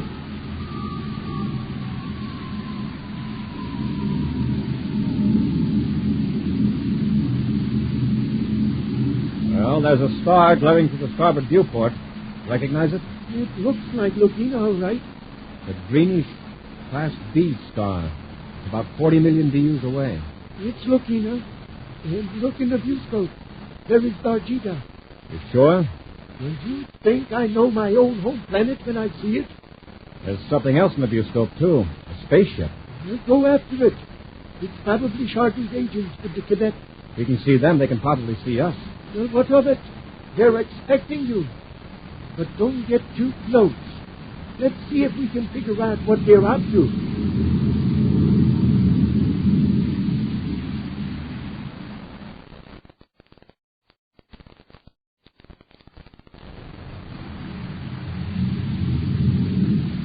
Agent Bourvain calling Shardy. Agent Bourvain calling Shardy. Scott, may report for them. We have emerged from Star Drive and are now approaching Darjita. Excellent. Has Corey followed you? I assume so. Here are your orders for me. There is a work camp in the Kelbad Mountains, constructing power relay towers. Those men are all loyal to me. Stand there and remain until you hear from me. Very well, Shardy. And guard the cadet carefully. As long as we have him, we can afford Corey to help us locate the ground and to operate the weapons in the ship. Are your instructions clear? Yes, Shardu. I will obey them to the letter. Bourvain out.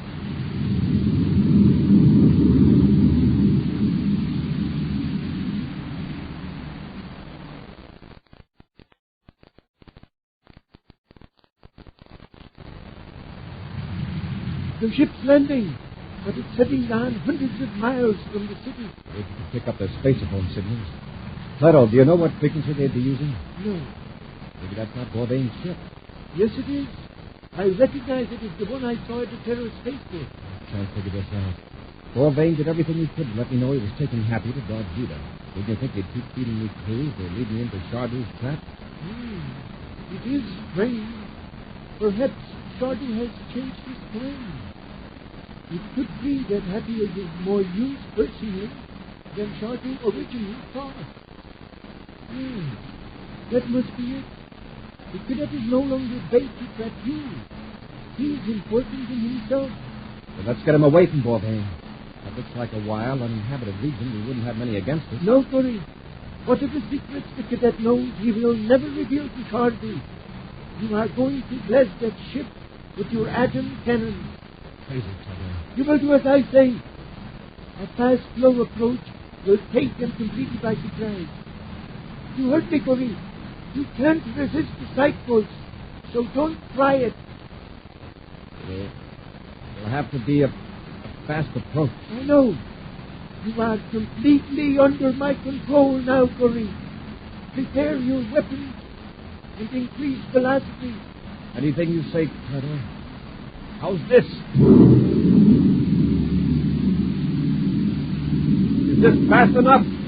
Corey, wait. There is too much acceleration. I am blacking out. Just in case you don't, maybe this will help.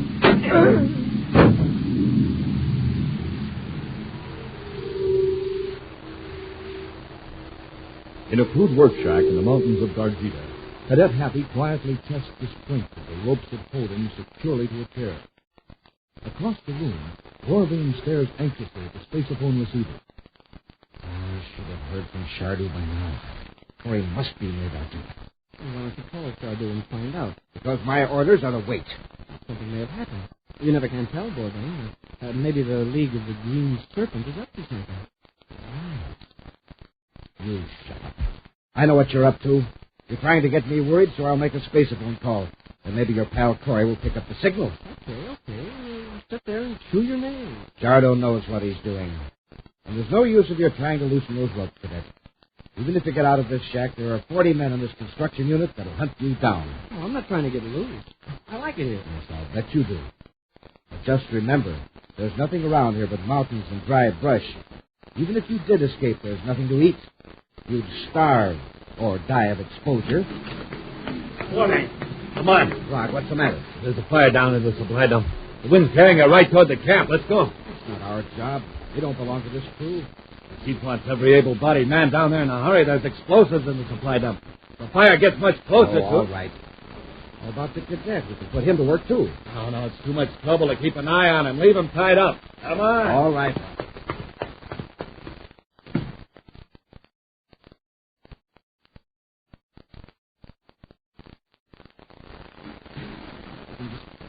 Rope a little bit more. Commander! Hi. You alone here? Yes, sir. Borvane and Rob, they rushed out to fight a fire. I'll take it easy. I have to cut loose in a second. How did you land without anybody seeing you? Came in low on the other side of the ridge. I'm sure lucky that fire broke out, or you never could have gotten into camp. I know. I started it. Hey, let's go.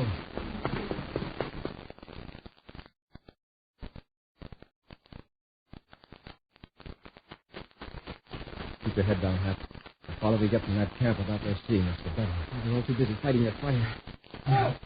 Come back there! Baldane, he sees us. And he's got a gang with him. Hurry, Hap. Oh, they're closer than I thought. We make it to the top of the ridge.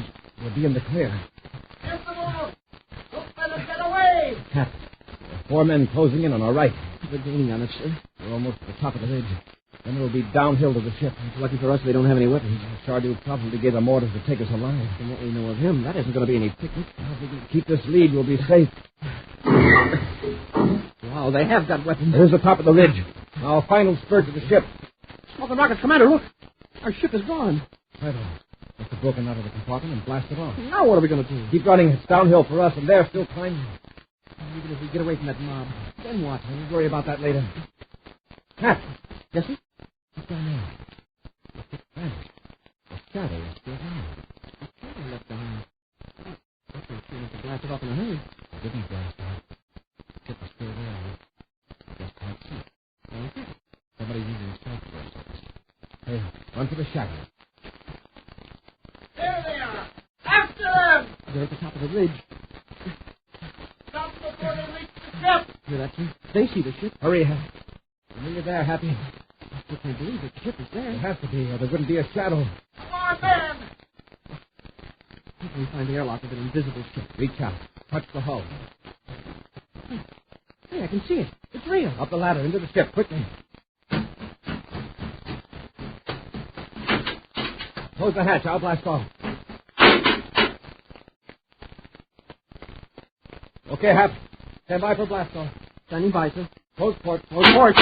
Fire jet. Fire jet. Up, ship and away.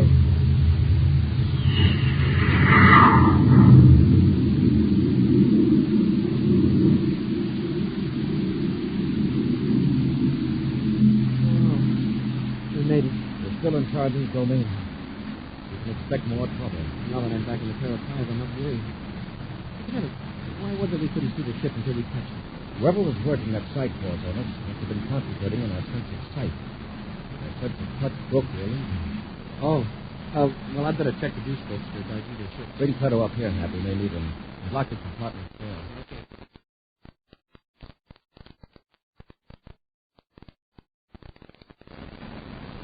There he is, sir. He acts kind of groggy, but I'll keep him covered. Right, Well, Plato, was that invisibility trick some of your work? Yes. It really took all my strength. What was the idea? I figured if nobody could find the ship, I'd have a chance to break out of the compartment. I was concentrating on every detail of the tether found and projecting the idea that it didn't exist. If you don't think that stuff works, try it sometime. You did a good job of it, Plato. Except for one thing. What was that? You forgot the shadow. Sardu of Nigeria calling Commander Corey aboard the Terra 5. Sardu? Keep an eye on Plato, huh?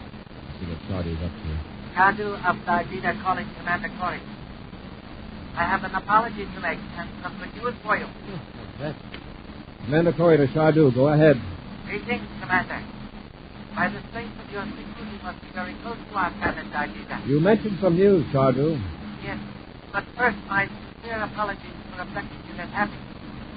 My stupid agents acted without my knowledge, and they are being punished. You will find George Gibson, spaceport of Kelvin City. Happy will be returned to you safe and sound. Fine. If you've got Happy there, may I speak to him? Well, Commander, I gave him a hearty dinner and he asked to speak in my own private quarters. I see. And you'll have him at the spaceport, huh? Oh, of course. I'll wake him up very shortly. What was that? It's me, Chardu. Get Happy. I guess I talk in my sleep. You picked me. We'd like to say goodbye, Chardu, but if you still want trouble, we'll be seeing you. A preview of next week's exciting Space Patrol adventure in just a moment. Here's an important announcement for all college men. If you qualify as an aviation cadet, you can become a commissioned officer in the United States Air Force with earnings of more than $5,000 a year. As an aviation cadet, you'll get the most thorough training in the world in the new field of jet aviation. You'll be flying jets yourself within 18 months, flying easily and safely. You'll be a skilled jet pilot with a new world of aviation before you. If you're between the ages of 19 and 26 and a half, single and have 2 years of college, you can qualify for this training and for a wonderful jet future. Visit your nearest United States Air Force base or recruiting station and talk it over. Now a preview of next week's exciting Space Patrol adventure. Buzz and Happy are on the planet Saturn, searching for agents from Darjeeling. Investigating an apparently deserted scrap metal yard, Happy glances up at a crane control tower. The tower looks empty, Commander. And the men we're after must be in the buildings at the other end of the yard. Come on. Uh-oh. What's that? The crane. Someone started the electromagnetic crane. Commander, look. It's swinging right over our heads. The magnet with scrap metal hanging from it. Somebody is in that tower, Hap. If they cut the current, that metal will fall and crush it. Be with us next week for the thrilling Space Patrol story, The Conquest of Darjeeling. Space Patrol, created by Mike Moser, starring Ed Kemmer as Commander Torrey and Lynn Osborne as Cadet Happy, was written by Lou Houston, produced and directed by Larry Robertson, executive producer Helen Moser. Other players were Ken Mayer, Bela Kovac, and Norman Jolly. Dick Wesson speaking. This program is broadcast to our armed forces overseas through the worldwide facilities of the Armed Forces Radio Service. Space Patrol came to you transcribed from Hollywood. This is ABC Radio Network.